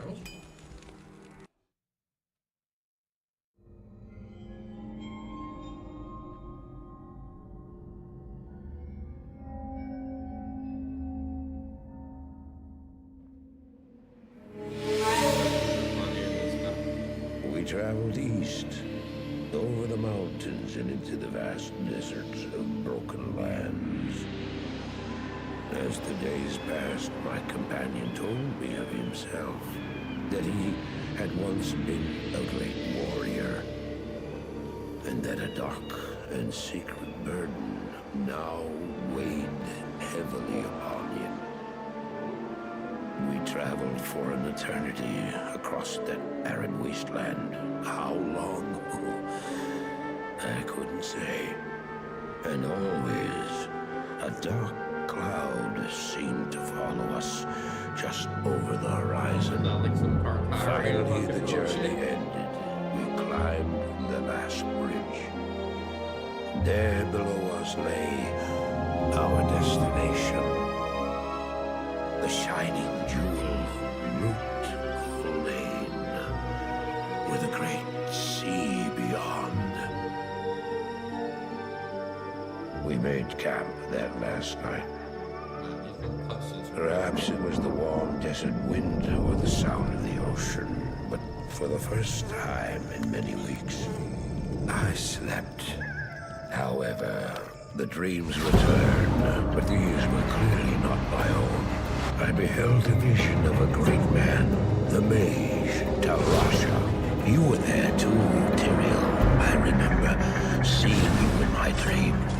His brethren had cornered a great demon, Baal, Lord of Destruction, who had been set loose upon the world. They attempted to imprison the demon within a sacred stone. Yet when their attempts failed, Talrasha selflessly volunteered to contain the demon within himself, completing the prison. He instructed his brethren to bind him within a tomb, buried under the sand, there to wrestle with the demon for all eternity.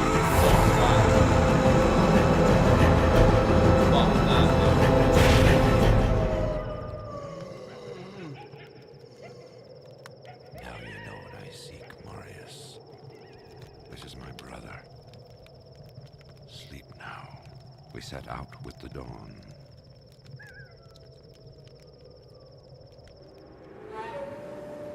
The next morning, we walked over the hill toward Loot Lane. I had no idea then Slavic people. of the horrors that were in store for me there.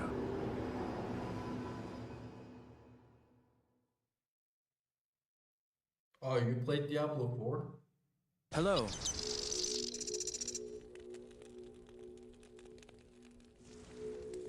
I would be surprised if it's like blackwash. You know, if it's like a goddamn blackwash game and like a fucking pinkwash game. Alright, nice. Oh, so like, do you have Diablo 2?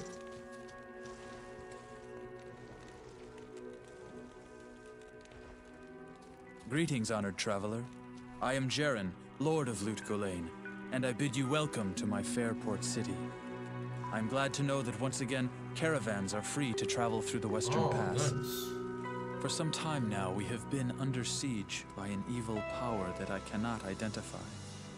Strange, Have you played it all it much? began when a dark wanderer came this way, looking I for the love tomb of old Tal Rasha. graphics, like so No one incredibly knows well exactly done. where Tal Rasha, keeper of Baal, is entombed, but it is certain to be far out in the desert. Now my people whisper tales of the dead rising from their tombs, and horrible creatures lurking amongst the moonlit dunes. Even I have witnessed things which I cannot explain. I've ordered the port closed and all trade ships moored until I am sure that my city is safe. Atma, the tavern keeper, has an important mission for you. Go see her immediately. You'll find her on the other side of town. Now I must return to the palace. I apologize, but I can't invite you in. Things are rather a mess right now. Yeah, the soundtrack in this game is so fucking good, dude.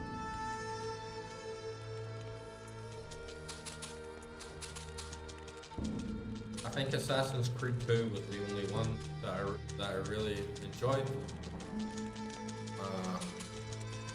And yeah, like old boomer shooters as well, but one modern game that I really like is Doom Eternal.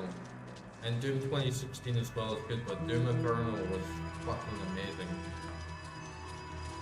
But yeah, man, like if I press G, I think I showed you last time, it like shifts to modern graphics, and I just feel that it looks fucking. It doesn't look like it has any character. It doesn't look like it has any charm. You know, it looks kind of like sterile and flat. There's just something about it that doesn't look as cool. But like back to the old, yeah, exactly, bro. Back to the old style. Everything's like saturated. Everything's colorful. Everything looks like it's sort of like meant to be there. Like it took time to make. Everything just feels more personal. And the music's like compressed with like 4 sample rate. It blends into each other better. Like it pulls you in more. Doesn't feel everything's too spaced apart. I always hate desert fucking places in games as well. Oh. Like fuck the desert, bro. I'll go Arctic mountains. I'll go primal forests. Like volcanoes, like caves. But deserts, like fuck the desert. You may bro. not pass. You may not pass. You may not pass. Hey, you don't get this You shit. may not pass. You don't get this shit You may in not pass. games either, right? Like it's just like silly little dialogue things. It's like so like meme worthy. Makes you feel happy instead of just, even though it's so grim and dark, it makes you feel like happy and cool and epic instead of ashamed of being a white man or some shit. How do I know I can trust you, And you may be as shifty as that pack rat Elzix who runs the inn. But if you need a potion, though, I suppose I can make you one. For a price, of course. Sneaky little merchant classes.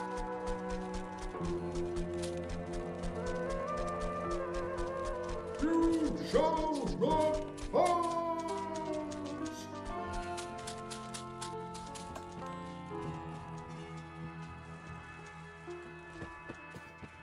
Where's Gandalf, dude? Gandalf in here. But I don't expect this of you. But if you want to help me, I would be grateful. In the sewers below our city, there lurks a horrid creature that hungers for human flesh. The creature has killed many, In the sewers. including my son and my husband. If you destroy it, I will reward you. Please, be careful though. That beast has taken enough from us already. Sewer The sewer monsters are entrance is always through the trapdoor, nasty. just up the street. That's not good. I think he's been playing Resident Evil Requiem.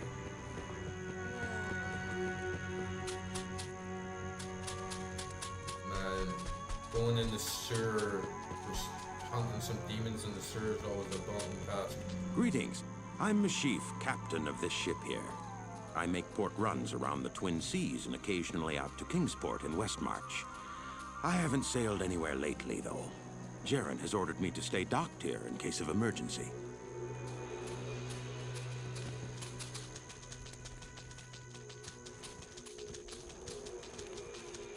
What game? Resident Evil?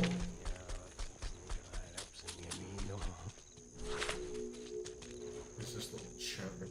I've heard that you are responsible for banishing Andariel back to the burning hells. I'm impressed, stranger. That couldn't have been easy. My name is Drognan, and I know what you're up against, my friend. You ought to look over my inventory of items for trade. Oh, we got a little magic merchant here. Yeah, you know the game that I was streaming, I stream on Wednesdays, Resident Evil 4? I would link that with horror as well. And Resident Evil 4 was like this big step up game for me. Because when I first got it, I was like 12 years old. And I was like fucking shitting myself, bro. Like all the way through that game because it just did not do horror well. And just kept playing it because it was so fun. And I just loved the rush of it. And I loved like the feeling, like the adrenaline. Getting like further and further, and then eventually you're just like completely numbed out of it, and you're just running around with a fucking shotgun, like headshotting everyone, like having the time of your life, like from boys to men, like, you know. This home I did, that's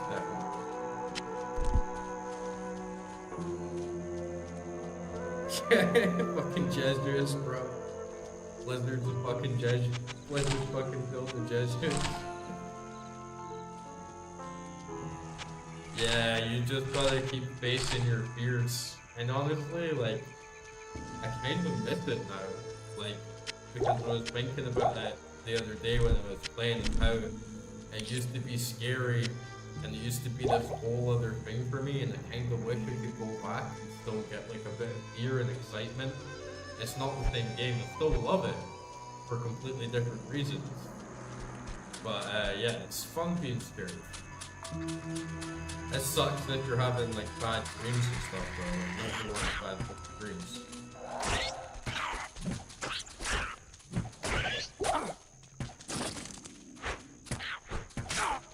When I go to sleep and I'm having like bad thoughts, I always like really deeply fantasize on like some great like this fantasy world and like stories in my head, and just let myself like drift off to sleep. What the hell? What's this thing? Oh, you can hear this like Alibaba fucking vibe going on there.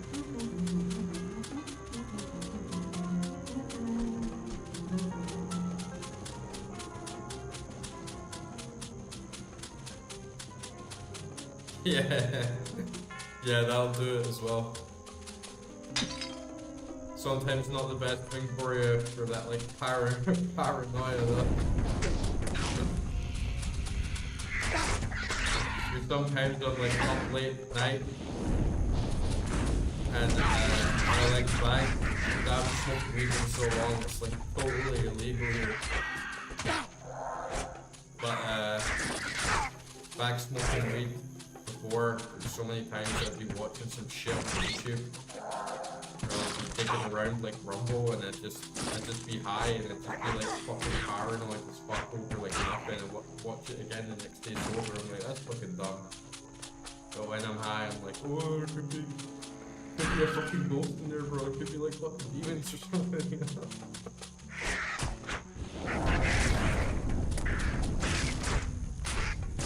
Yeah, I get that shit as well. To be honest, I had that shit last night. Just because it's,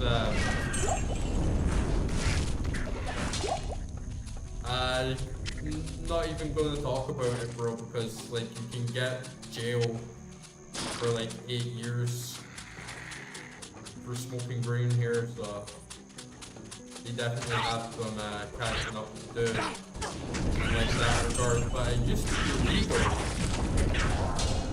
It used to actually be, like, you know, quasi-legal, decriminalized here. But yeah, it's not something that I engage with. But even without it, like last night, I was just fucking sober, you know, I had like 2 glasses of wine, and I was just sitting,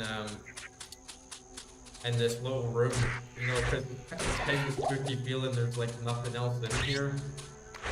It's just the desk, the little lamp, the dim lights, no neighbors, there's nobody around, and I was watching this shit about fucking North Korea, how these like agents like abduct people and extort them and like find them online and all this shit and like stalk them. And I just kept up in these fucking thoughts of like, oh, what if we imagine North Koreans just like start fucking lurking in my garden and shit, start fucking stalking me, start trying to make me do some crazy fucking shit. I think it's just, yeah, I don't have any neighbors, like there's nobody attached. There's nobody upstairs, there's nobody to the left, there's nobody to the right, it's just me, like big garden, big front garden. Yeah, could you imagine? Like fuck aliens and ghosts, bro, like fucking North Koreans, man.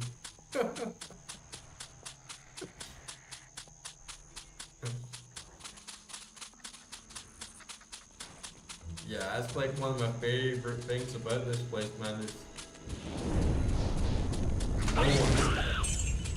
I can scream as loud as I want. North Koreans could fucking torture me, nobody would fucking know, bro.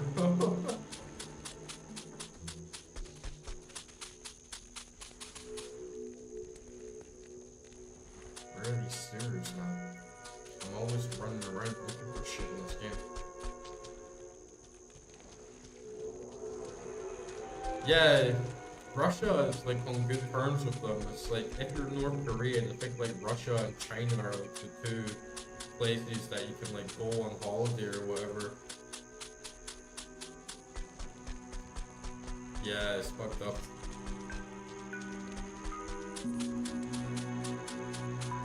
But I was watching this thing about how they like hire people to do this like corruption shit, like pass them through background checks, like exploit them so they can pass all these people through background checks. And then there's like fucking thousands of North Koreans like working all these like remote jobs, like undercover, like making like all this money and then just giving it all to like the Korean government. And they have like spies and agents that like come to your house and you know, if you don't pass all these people for the background check system, we're gonna fucking kill you and kidnap your kids and all this shit.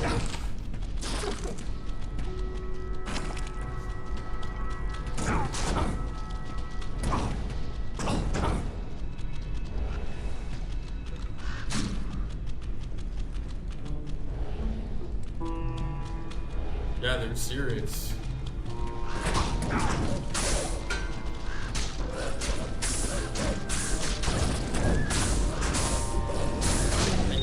Like they find people through like TikTok and stuff. Like they'll find someone from TikTok that looks like a good target and then just like fucking, you know, instigate all this shit. Could you imagine just like the North Koreans decide that they're gonna take you as like someone to do all this like weird corruption shit for them?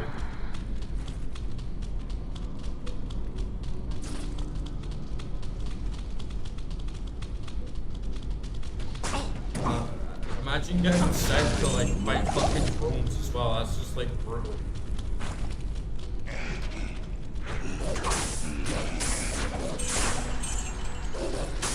Yeah, that's nothing. Like your daughter drive to the bank and that's fucking nothing, bro.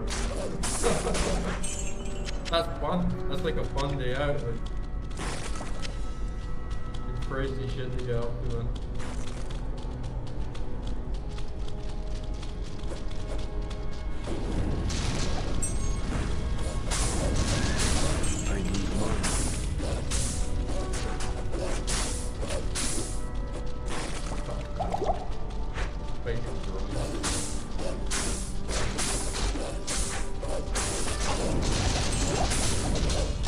This guy was telling me recently, like that I met here, that China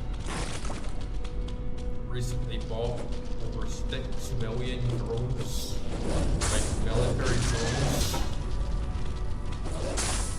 And it's not something I've looked like proper deep into, maybe it's not even that much, but could you fucking imagine? That's more than the whole population of Georgia, dude. That's like the population of Scotland. Could you imagine a fucking country just decide to send in 6 million fucking drones to like a city? It's like, how can you deal with that? You just get fucked up. Yeah, look it up, bro.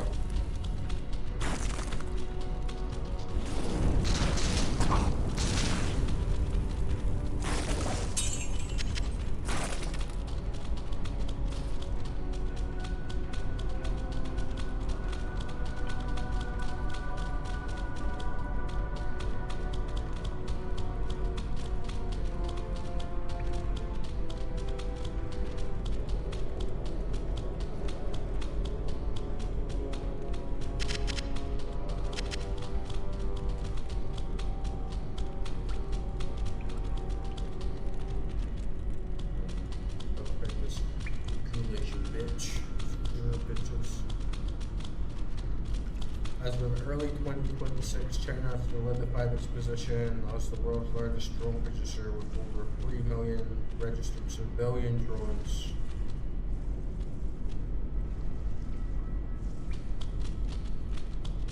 Yeah, that's like civilian drones though. That's like camera drones, like released to the public and stuff.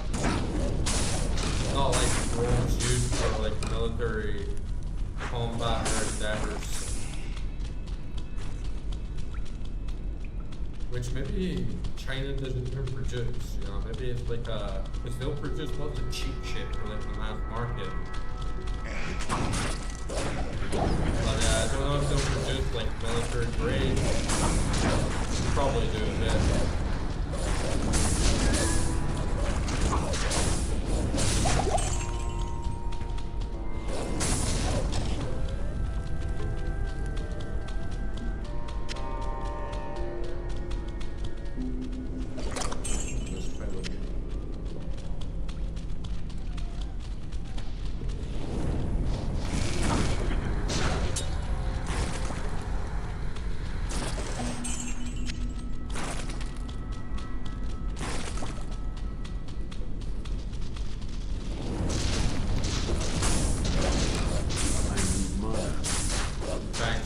Bro.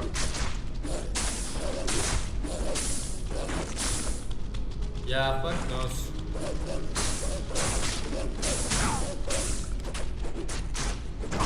There's like this German like engineer guy that I met. But Google AI doesn't know what the fuck it's talking about. Google AI, like you use Google AI and then you check its sources, like where are you getting this information from, and then you see, oh, Reddit. this is the $1 trillion industry, like freaking everyone out. A fucking ball that's just like summarizing fucking Reddit.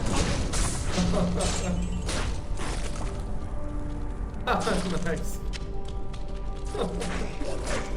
That's such a dystopian sort of thing.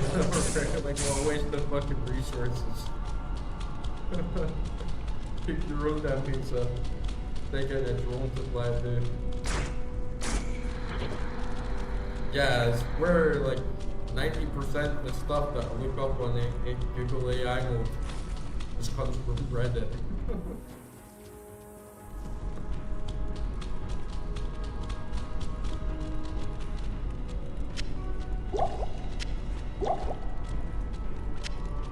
Especially if you ask it like anything opinion based. It'll say like very matter of factly, like, oh no, this isn't good, or this is a bad film or whatever because people on fucking Reddit said so.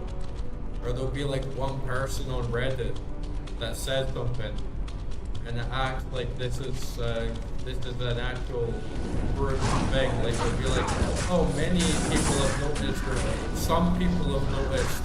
And you look at it and it's like, okay, one guy said this on Reddit, and now this is like some fucking cultural fucking fact.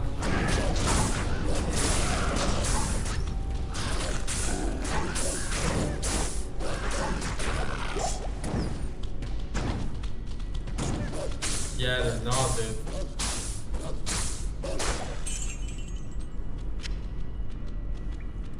I think that AI is pretty good for doing like large scale like calculations and like mechanical things, but you know, like just for instance, the other day, like I can't remember full context of what I was asking, but it was about like YouTube Shorts because I was trying to find out like more about them, and about the length of shorts and how like it affects like the algorithm, and it told me that any short, even a few milliseconds over 1 minute, it's like strictly forbidden. It said like, never try and use a short that's over 1 minute because YouTube is like cracking down on it, and it's just like not tolerated, and its language was like so aggressive. It was like, what the fuck? So then I like looked it up on a separate Google search, and then it turns out that a short can be up to 3 minutes. And so then they just sent the next message. It was like, I thought that a short on YouTube could be up to 3 minutes. I stand corrected. Please accept my apologies. And it's like, you're Google AI. Shouldn't you know how Google works better than anything else? And it doesn't even know like how long the short will be. And then it started saying like, oh, forgive me, I had outdated information and I was using information stored from 2023. And it's like, why the fuck is it not like updating its information or like having that fail-safe in it? It's like, oh, is your information like up to date, like, relevant? And this wasn't even the AI, but this was like full of Gemini. Like if you pay for Pro, it's not like you get a better model, you just get to use it more. So could you imagine paying like £12 a month for this shit? You pay £12 a month to get fed a complete load of bullshit from a Google AI that doesn't even know the basics of how Google works. Yeah, that's correct. Like I literally could have just typed it into Google and found out instantly. And then I wasted all this time having a, you know, conversation with this stupid fucking machine instead of just typing how long can a short be on YouTube. So that's like completely inefficient and stupid.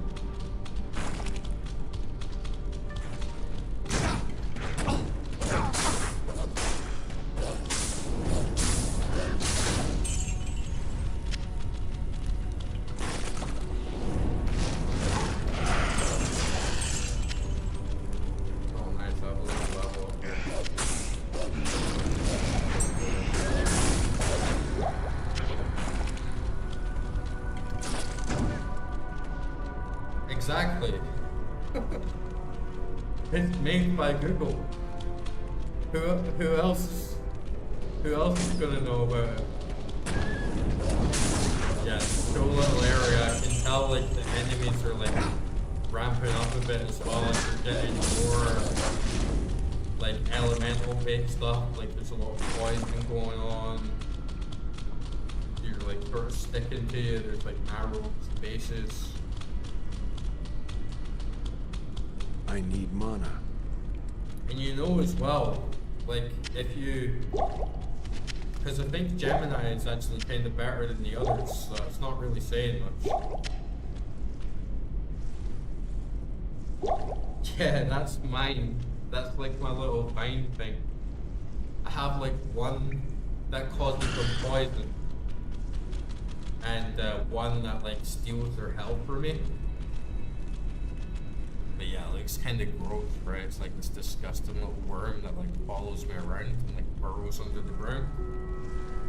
And then I've got my 2 wolves, and I've also got 2 crows. So I've got like a full fucking squad here, like for sure. I'm not sure like what to keep upgrading. Like it can transform into a werewolf, and it's pretty good. It's pretty cool. But I kind of just like using my weapons and stuff anyway. They seem like kind of good enough, so I don't really understand like the full utility of it. Yeah, I really love hearing that like ethnic style of music. You just don't really see that in games these days. It's all the same like simpy, bassy cracks, like generic stuff, but you don't get that like real like raw ethnic getting taken to another world, listen to like alien instruments, like alien cultures and stuff. But yeah, I don't know if werewolf is really worth it. You can also transform into a werebear. Yeah, I know, it sucks, right?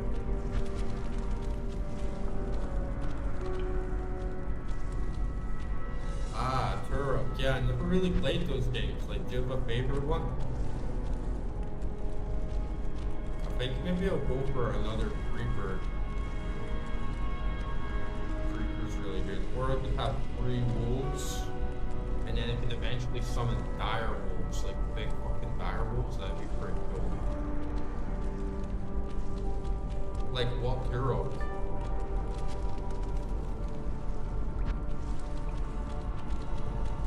What one are you playing? What? First boss is a dude in a Hummer and a fucking dinosaur again. What the hell? Like being a dinosaur instead of a bounty hunter or whatever. What level am I? 17? I'm gonna need to give that a try, especially if the soundtrack's good. I've heard of the Turret games for a long time.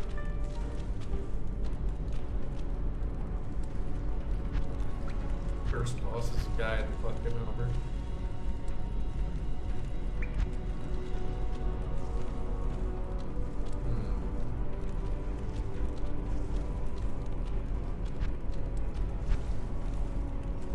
Let's dump another boulder. Yeah, not for choice.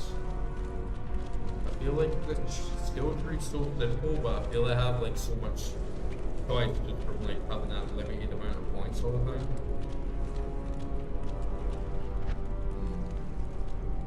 What do you think? Should I go for fire? More fire spells, or get like another wolf to summon? Oh, that sounds pretty cool. I'm definitely going to need to check that out. I haven't played like a good first person shooter in a while, and it'd be good to go to like an old school one with lots of dinos in it.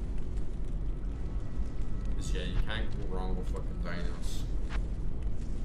Bro, what the hell? I swear I need to like fucking clip this. I wish someone could explain it to me, but when I put a skill to 70, it drops it back down.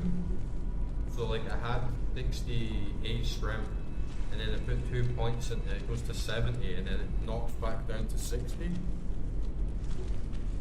Has it got something to do with this blue shit or what, man? Yeah, okay, let's get another wolf. 3 wolves.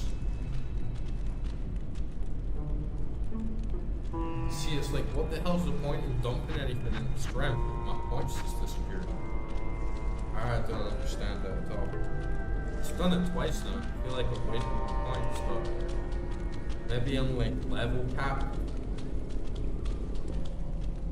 Or it goes back down and changes colors or something? I have no idea.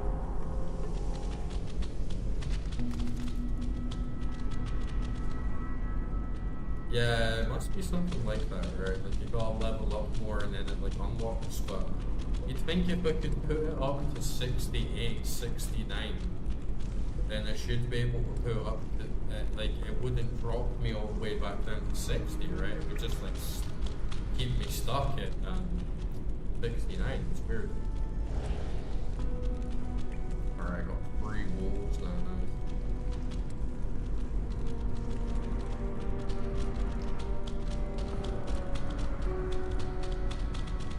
I didn't like Turok. Can you like chill at all? Like, do you think it's a good game to just like stop and listen to like the sounds?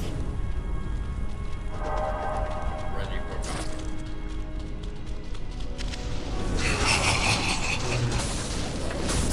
Oh, so good to get a pile like that.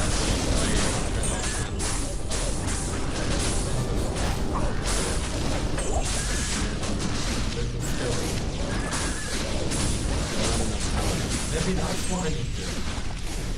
Victim skill. What do you think that's gonna be? Oh man, those fucking sounds there. Oh, a rhythmic pulse, man. Rudiment, how are you doing, dude? return to dust. So good to see you, man. I hope that, like, I don't know if you had your gig yet or whatever, but I hope it went well, man. Your music is fucking awesome. Anyone, like, watching the stream, like, now or later, like, check this guy's music out because it's fucking sick. And if you like the stuff on my channel, you're probably gonna like that as well.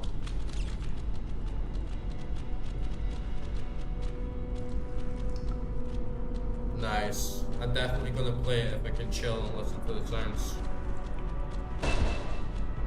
Oh, okay, so I just got another skill point.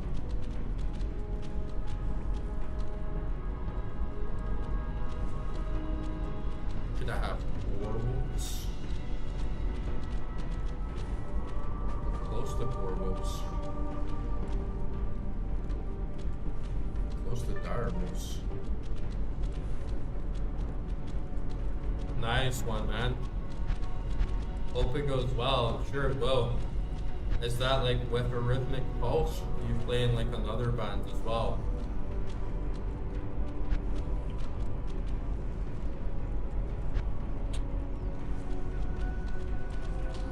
Is it you're in Toronto?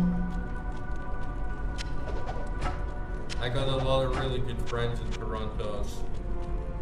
Absolutely amazing music scene there. I'm really jealous, honestly.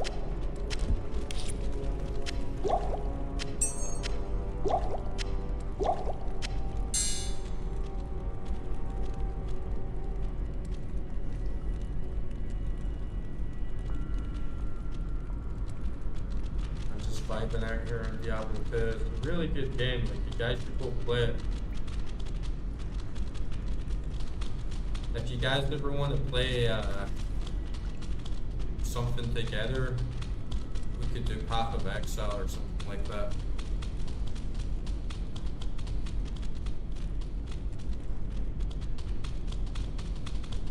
I've just been sitting around like trying to get the best build, like work this thing out, and it seems like it's working because it's rushing everything.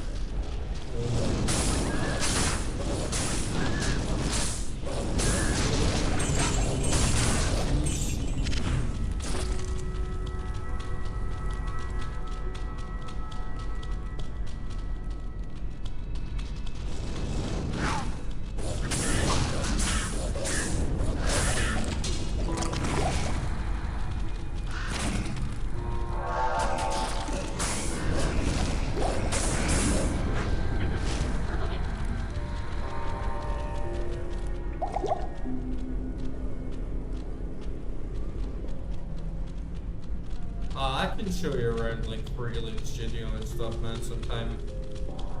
Or like whatever DAW you want to get.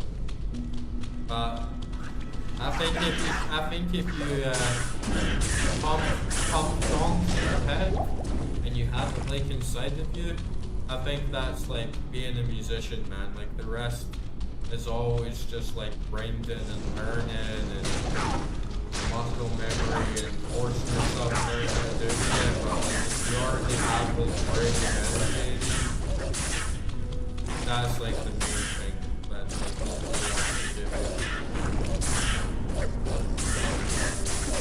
Oh, cool, man. DC, nice.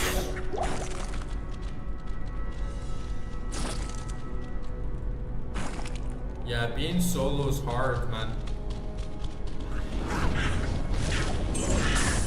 It's good though, like if you live in Canada, you have like so many other people around you that do music. Like there's people playing music everywhere. But then, like I stayed in the UK, and it's very, very difficult, you know, to even find like other guitarists a lot of the time, depending on where you were.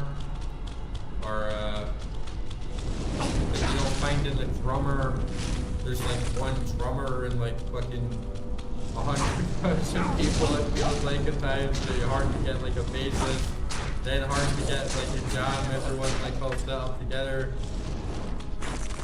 But yeah, Canada's got a lot of people, very, very friendly, nice people too, like, very lucky. I wanted to move there actually, to be with my buds and form a band, but it didn't work out, so I ended up in Georgia instead. Couldn't get a visa. Georgia has a good music scene too, but it's more like jazz.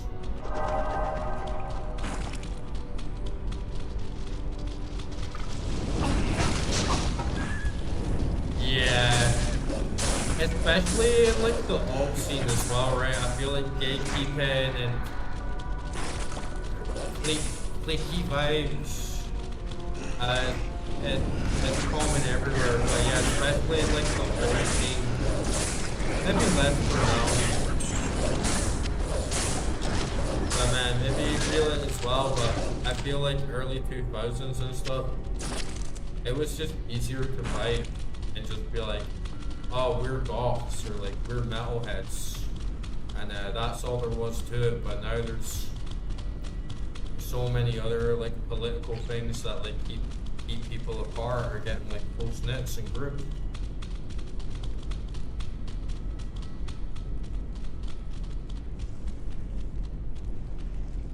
Yeah, there's a lot of jazz here in Georgia.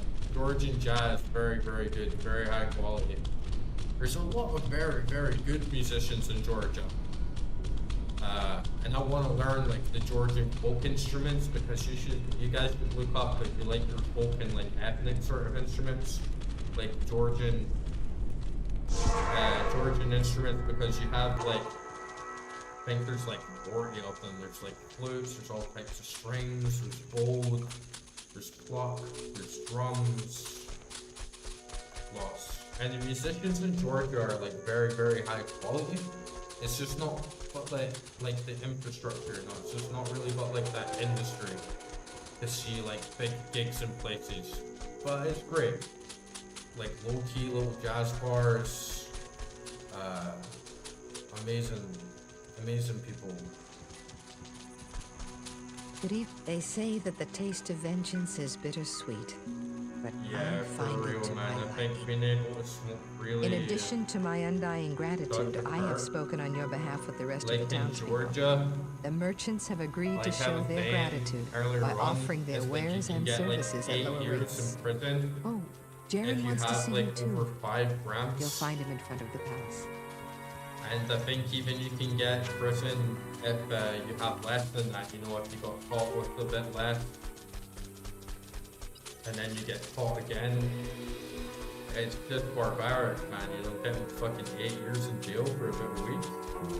And yeah, Canada just had like, it's probably why the music scene is so good. They're part of like what contributes to it, because there's so much freedom to just like smoke and like chill and it's not like a big issue, you know. Yeah, I would agree, John. Like, it's hard to... Like, I know some jazz musicians and they get like so stuck into like jazz theory and like intellectualism that they like struggle to really create or like meld with other stuff, but in terms of the practice, if you can play jazz, you can, Good morning. I have heard of your many hopefully you deeds can of skill improvise and along bravery. with anything, and you I can feel I can trust you keep with up something with I any have been rhythm, hesitant to speak of. meld into any key. Drugnan and I have concluded that You the have a Dark great Wanderer who repertoire. passed through here recently was Diablo himself. Drugnan believes that Diablo is searching the desert for the secret tomb where the great Horadric mage Tal Rasha keeps Baal imprisoned. You must find Diablo and put an end to the terrible evil that has fallen upon our I city. feel like that's how it Drugnan goes. is wise and is It's sure to like have that some in helpful UK. advice for you Like as to that in how Tal Scotland. Rasha's tomb may be found. It may take you quite Because some time to find in the Scotland, tomb. drugs are May you like be ready very, when very you do. common, and they had like we had like the highest overdose rates for like heroin and just drugs in general in the EU. And so basically the government just decided like, oh, we're going to decriminalize it because like, there's so many people taking it. If we put them all in jail, there'd be no place for like the murderers and everyone else, right? So yeah, that's how it goes. It just becomes so normalized, and then you don't get any flack for it. But here I feel like there's still a bit of culture of like, oh, if you smoke cannabis, you're a junkie. You know, you must be a drug addict or like a criminal if you smoke weed. It's still like that backwards, like 80s kind of shit, like taboo. Which sucks, but hey, you can get, like I got a bottle of wine for like, it probably cost like $2 Canadian to open it. It's really, really good wine. Ruins quests.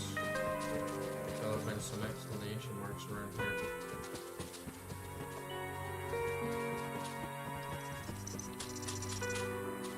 But yeah, man, I really, really liked the music. It was really vibing.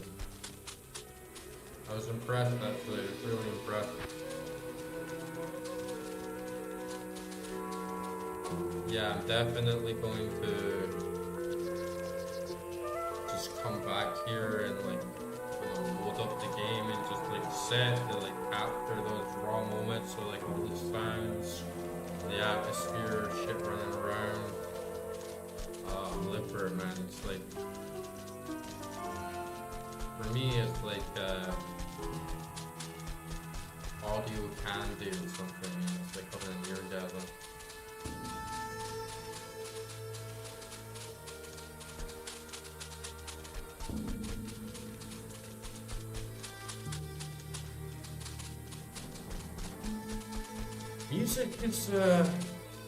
Music is tough, man. Music is really, really tough, you know. And then the thing is, it's like, think of how many views you need to get on Spotify these days, even just to like kind of break even. It's really, really rough. But you should maybe like Good day. consider like doing may like not pass. promotion, like for advertising and stuff. But sometimes I feel like I'm being like suckered into the machine, like doing ads and then trying to like sell merch and have more followers and get support like other ways, and coming up with creative ways to like sell physicals and collaborative events and do like bigger gigs. It's a full-time job, you know. You really got to commit to it, and you got to invest so much. And people don't understand as well. It's like, oh, I need a good guitar. I need a good amp. I need good pedals. I need good microphones. I need a good computer. I need good interfaces. Like, music is the most expensive art outside of like making films. And the only reason films more expensive is because you have to make all the music as well, right? You should hit me up, man, sometime for ads, because I'm a producer. Haven't really been doing a lot of work with that stuff recently, but I do really, really well with ads. Like, with not really too much cash either. You know what you're doing and you know what to sell it to and market it to. I can get like a lot of exposure. Like millions of impressions.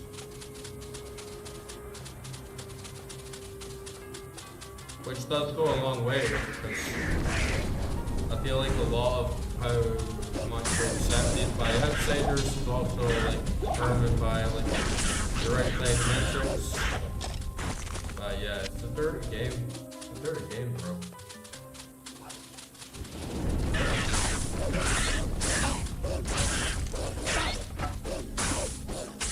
I'm kind of like out now. Yeah, let me know. I'll put my email address or something in the description. Or if you have an email address on your profile, I'll like give you an email or something. But yeah, like where I'm at right now is like I moved country, and I have like a Fender custom, like Jazzmaster. I have like a Martin 00015M, like full mahogany body, you know, like real nice stuff. Like fucking big ass headboard, like interfaces, like mics, like, you know, like Shure SM57, and just a shit ton of music here, but it's like I can't bring it all with me. It's all just kind of like sitting in storage, and I need to like raise up funds so that I can like bring all my stuff here. But they'll cost me like quite a bit to like go back home and fill up suitcases and pack my guitars and get them all back. So I'm kind of like transitioning. I've got my laptop and I've got a really good pair of headphones and like a little like Arturia MIDI controller and stuff like that. So I can still have fun. And, like still vibe out and do stuff, but not like not got like the full suite, you know, like these stuff back then, not got like the big like KRK monitors and all that shit. Yeah, it's all just sitting there. It's all safe and sound, it's just a matter of time, so just trying my best like to get some more cash behind me, a bit more stability. And then once I do get it, I'll be in a much better space. Yeah, music is a lot of knowledge for sure. I used to like listen to music, you know, games, like all the sort of stuff that I post on my channel. And I used to just be so amazed, bro. I used to just sit and think, bro, how the fuck did you do that, man? Like, how did you do that? It'd be like this magical thing to me. And I spent like most of my life wondering, like, how did you make these like trancey PS1 beats, and how did you manage to get like all these like weird Eastern instruments and atmospheres and backdrops? I just had no idea. I had no idea about DAWs, computers, like producing music from nothing. And yeah, just started learning, and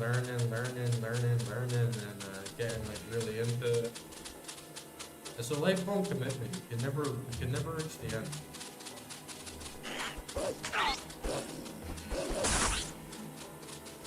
Oh yeah, sure, man. Thanks for letting me know.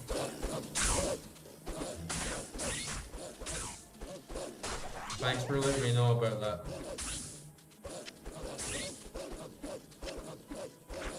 It's kind of hard for me to tell about like the levels and stuff because can't really hear it. Yeah, I think so too. I think everyone should learn an instrument or do something artistic, creative. Like, I think it's important.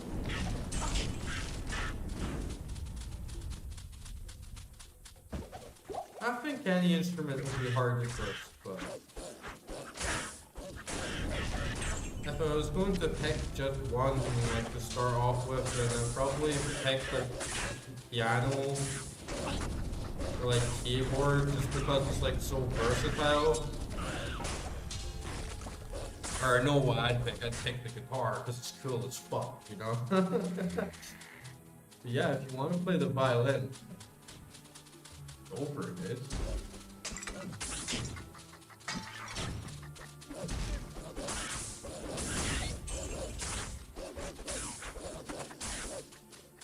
Oh, is it turned down like too much now? Man, it's hard to tell. It's at like, my voice is at like minus 12 loops, and I think like audio is kicking at like minus 18.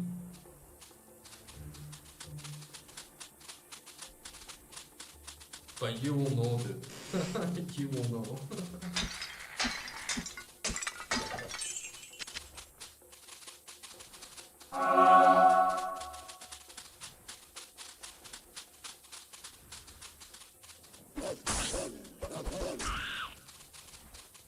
Is it okay now? Thanks for letting me know, guys. I've been struggling with the audio balance. Seems ironic right now talking about how much I apparently know about music, and then I got a fucking stream. Balanced audio, right? But yeah, I need to get my pure.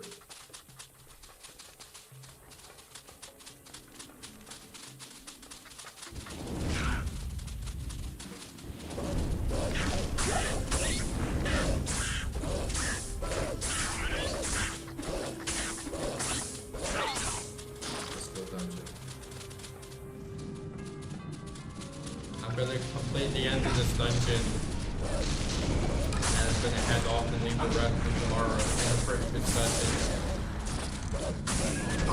So nice seeing all those saturated colors. Not enough mana. Like, let me just switch it to, like, almost. See, that looks nowhere near this good, right? I mean, anyway. But this is so dark and uninspired.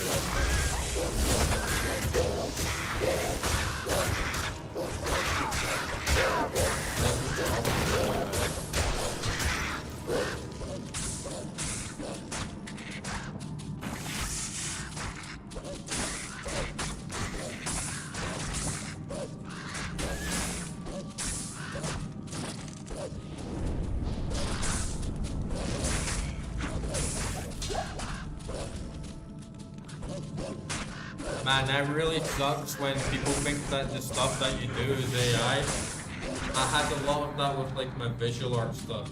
To do a lot of like photography based stuff as well, and like visual arts, and a lot of people used to say, oh, it's AI. It's like, no, I worked fucking ages on this. I'm surprised people thought your music was AI though, because it's like really complex. I haven't listened to much jazz AI, I think. I have listened to like some stuff and not realized for like a little bit. I mostly listen to, if I hear AI music, it's mostly like the parody. Yeah, nobody wants to work so hard and then people can think it's AI and type of prompt.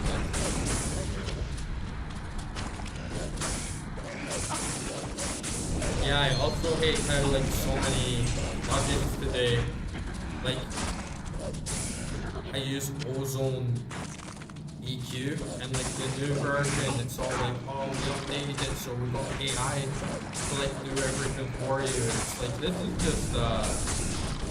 this is just like playing with the beast, you know? Like, I'm supposed to be the artist, I'm supposed to be the guy who tweaks my own master and like it's supposed to be an art form, just getting like an AI to process all of the story. That just seems like, what the hell is the point?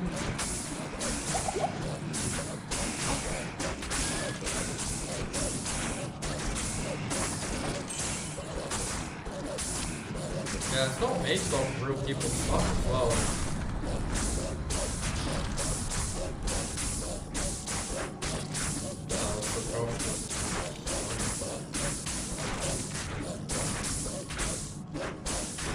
Yeah, that's true.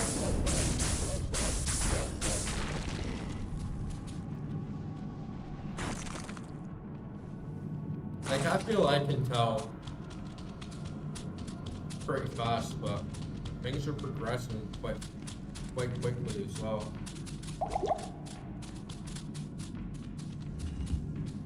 Yeah.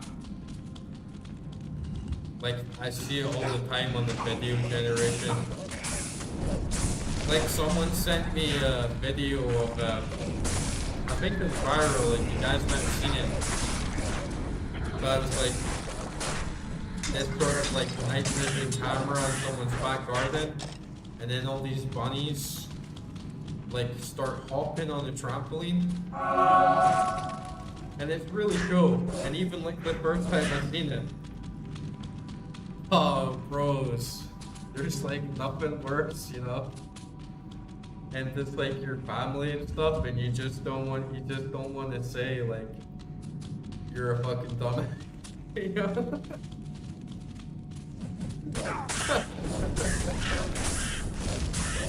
But yeah, someone sent me a video of those AI bunnies jumping on a trampoline, and the first time I saw it, you know, it was like a 15-second clip. I was like, oh, cool.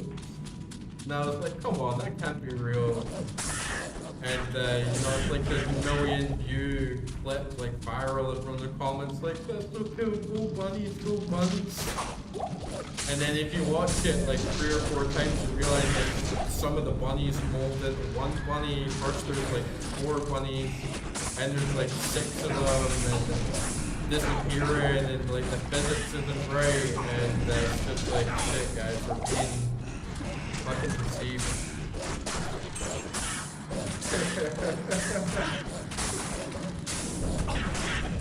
There's no escape one. Yeah. And it really worries, like, because you guys are gamers, right? Like, we watch sci-fi. We've probably played stuff like Deus Ex games and been like primed for these sorts of realities, right? So when we see this stuff, we have a lot of background knowledge to be worried, or to see where like this stuff could go. And it worries me that we could have something like the whole of the news is just AI generated, or like conference speeches from political officials is just AI generated. Because it's like, how far can it go? Yeah, like Deus Ex, you know? Like, how many times have you seen that sort of stuff in sci-fi films? It's very, very close to it. And if people don't believe bunnies are real, when they morph into each other and there's like fucking different numbers of them every frame, then why not? You know? Why not? Literally anything's possible. You make people believe anything, right? Yeah, transcendent bunnies. Or you could like fake an alien invasion or something, you know, like put on the news like, oh, there's these alien creatures in the sky, or like these alien ships are like landing down, and they say they've like walked off the whole area, you know, no one's allowed to come in, no one's allowed to see, and then you just have like no basis to like say this is real or not. Like, it worries me. And I'm not just paranoid because it's happening in front of us. Like,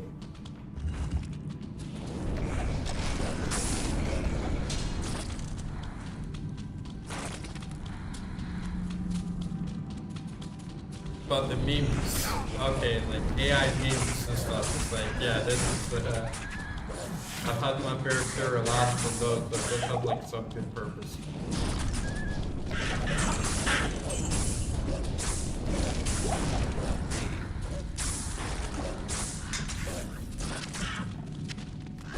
Really?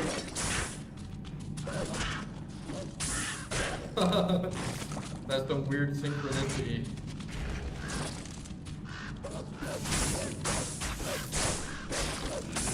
Yeah, I think some really funny AI memes. I feel like this is the ethical use of AI memes.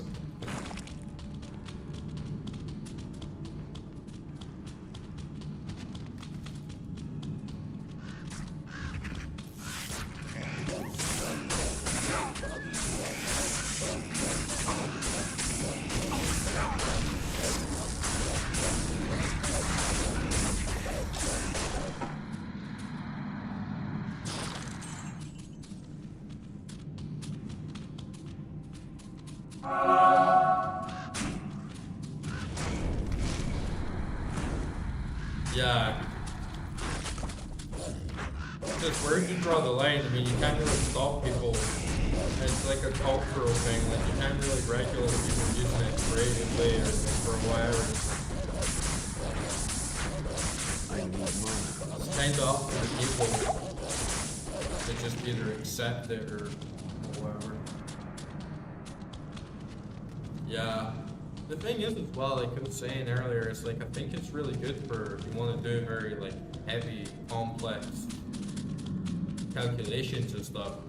But if you're just using like retail versions, you know, like the Gemini, ChatGPT, it's like even if it does calculate something really big, really expansive, that would take such a long time, you still have to double check it, triple check it, quadruple check it if you're actually going to use it for anything, right? Because it makes so many mistakes.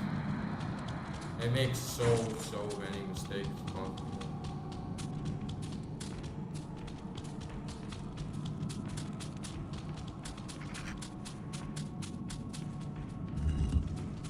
And this is like ancient Egypt style here, right?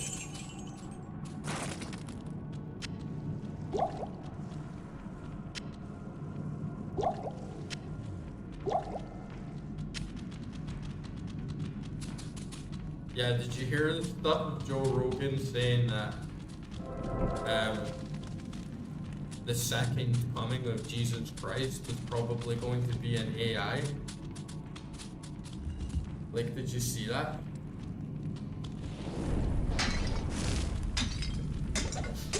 Like, what the hell are you talking about?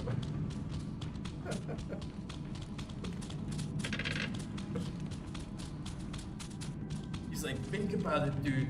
Like, AI can do everything Jesus can do. It's like, oh no. Yeah, he's having too many smoke sessions with Peter Thiel, I think. I do make all this stuff as well, like they've been doing this for so long. Like, the AI's gonna take over, the AI's gonna develop super intelligence and become a god. And it's like it doesn't even know how long a YouTube short should be, bro. You know? You put it through spreadsheets and it constantly makes mistakes. How the hell are we gonna use this thing to even like rely on it for basic stuff, man? There's no way, in my opinion, that AI is ever going to become sentient or like this wide like AI takeover. The AI takeover is going to be like corporate.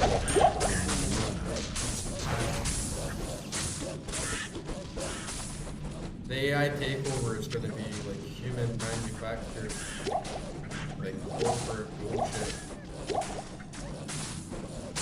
It's not going to be like this sentient. It's not going to be like System Shock 2 or something.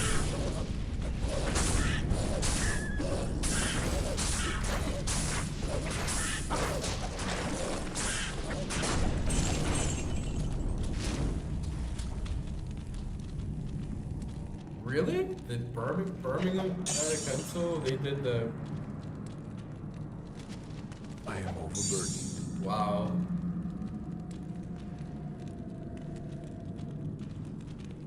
Yeah. Hopefully not. But yeah, the council, like, these are the last people in the world, bro. The council, they're bankrupt. They're literally bankrupt. How the hell can they afford to spend 300 million on this extremely advanced AI system when most people in the UK councils, they don't even have basic computer skills. You know? How is this gonna work?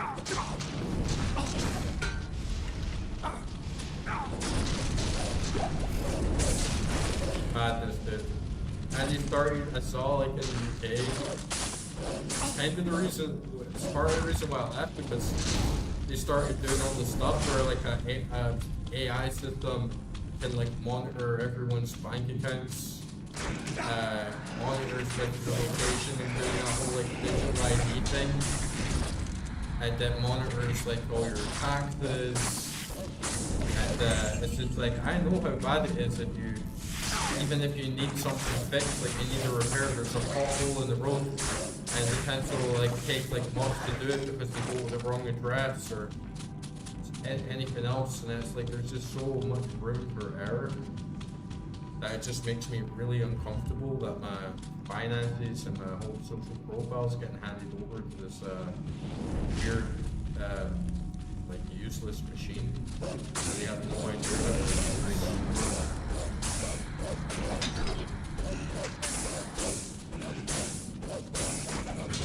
Yeah.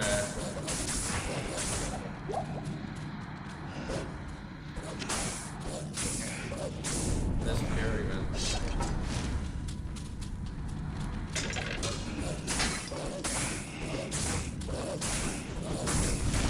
And it's all as well, like, we started using all those, like, face detection cameras everywhere in the UK now.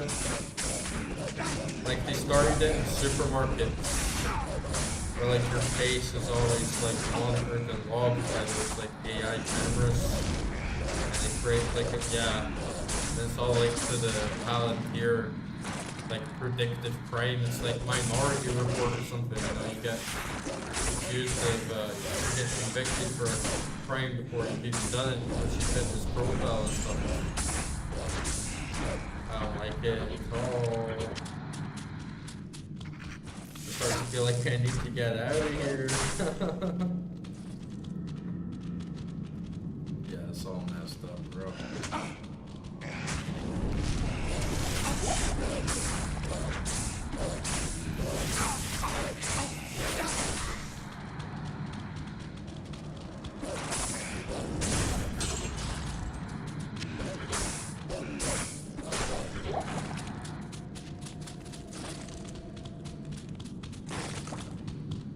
There's always games, there's always retro games.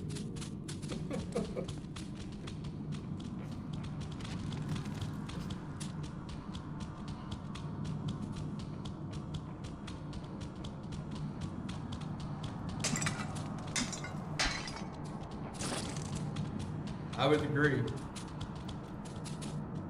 But, like, like, they're not pushing forward with the digital ID thing for now, anyway. But one of the things that really pushed me out is when they were talking about that you wouldn't be able to leave the country unless you were, like,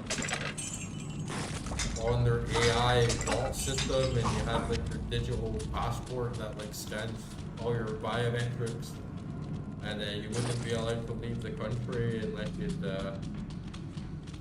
bought this pass. I was like, no, I'm getting out now. Or my literal freedom is tied to this glitchy, buggy, shitty AI system.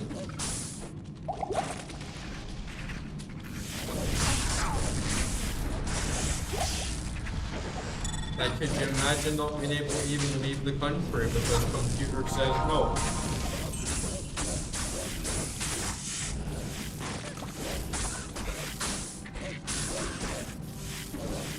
Like, you go to the airport and you try and go on the plane and you're like, ah, sorry, you're not allowed. And you're like, ah, why? And they're like, ah, I don't know. You need to, like, phone this number and wait, like, 4 months to get a reply from some other guy that doesn't know what the hell he's talking about. It's like, I've been through shit like that enough before, bro. It's like, no way.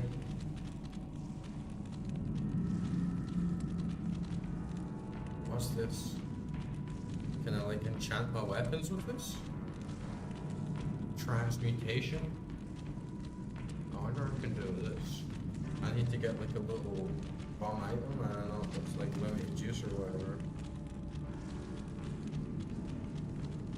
Hopefully I can, like, hopefully I can, like, enchant items and do this, turn them into legendaries or something. But if I could, I don't imagine that you would be able to do it all the time, so I better save it until I have, like, a better idea what else is going on with that. Yeah.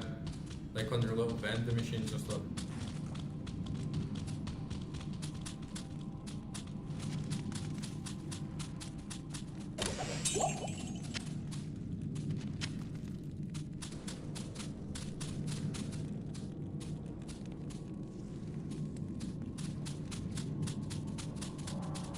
It's all very stuff and dodgy, dude.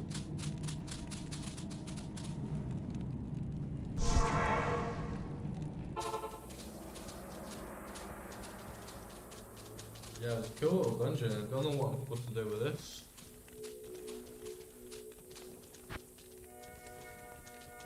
Maybe I can just run back quickly, pick up like one little piece of gear. Like, this is to turn it into gold.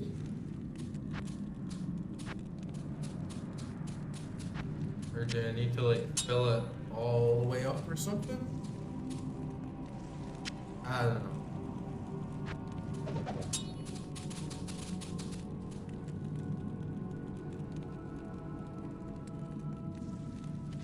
Nice. You don't really see crows here.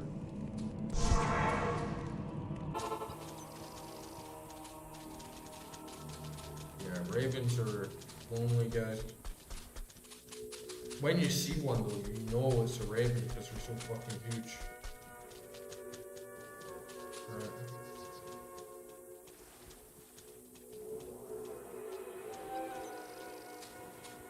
Okay, I'm gonna call it a night there. That was a really good session. It was good talking to you guys and everyone else that like popped in. I'll be back tomorrow. Definitely looking forward to getting more stuck into the game because it's got like a lot to offer. Yeah, I'm staying away from putting my strength. Look, John. I'll put it up. It goes up past 60. You can put it up to 69, and you press one more, 70, it goes back down. It's weird. Scammed. But yeah, man, good chatting with you too. I'm definitely going to be playing this game a lot more because I really, really like it.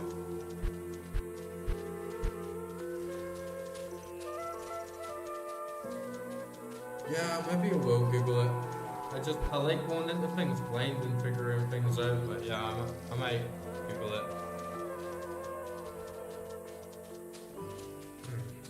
Got a pretty good batch of skills though. And this loot that I got even from the start, I haven't changed any of my items since I got into Act 2. And I'm still going strong, so yeah, definitely made a good build. Alright then. You have a good night and I'll speak to you again soon. I'll maybe see you tomorrow. If not, I'll see you another time, alright? And goodbye everyone else as well. Hope you enjoyed the stream. I'll see you when I see you.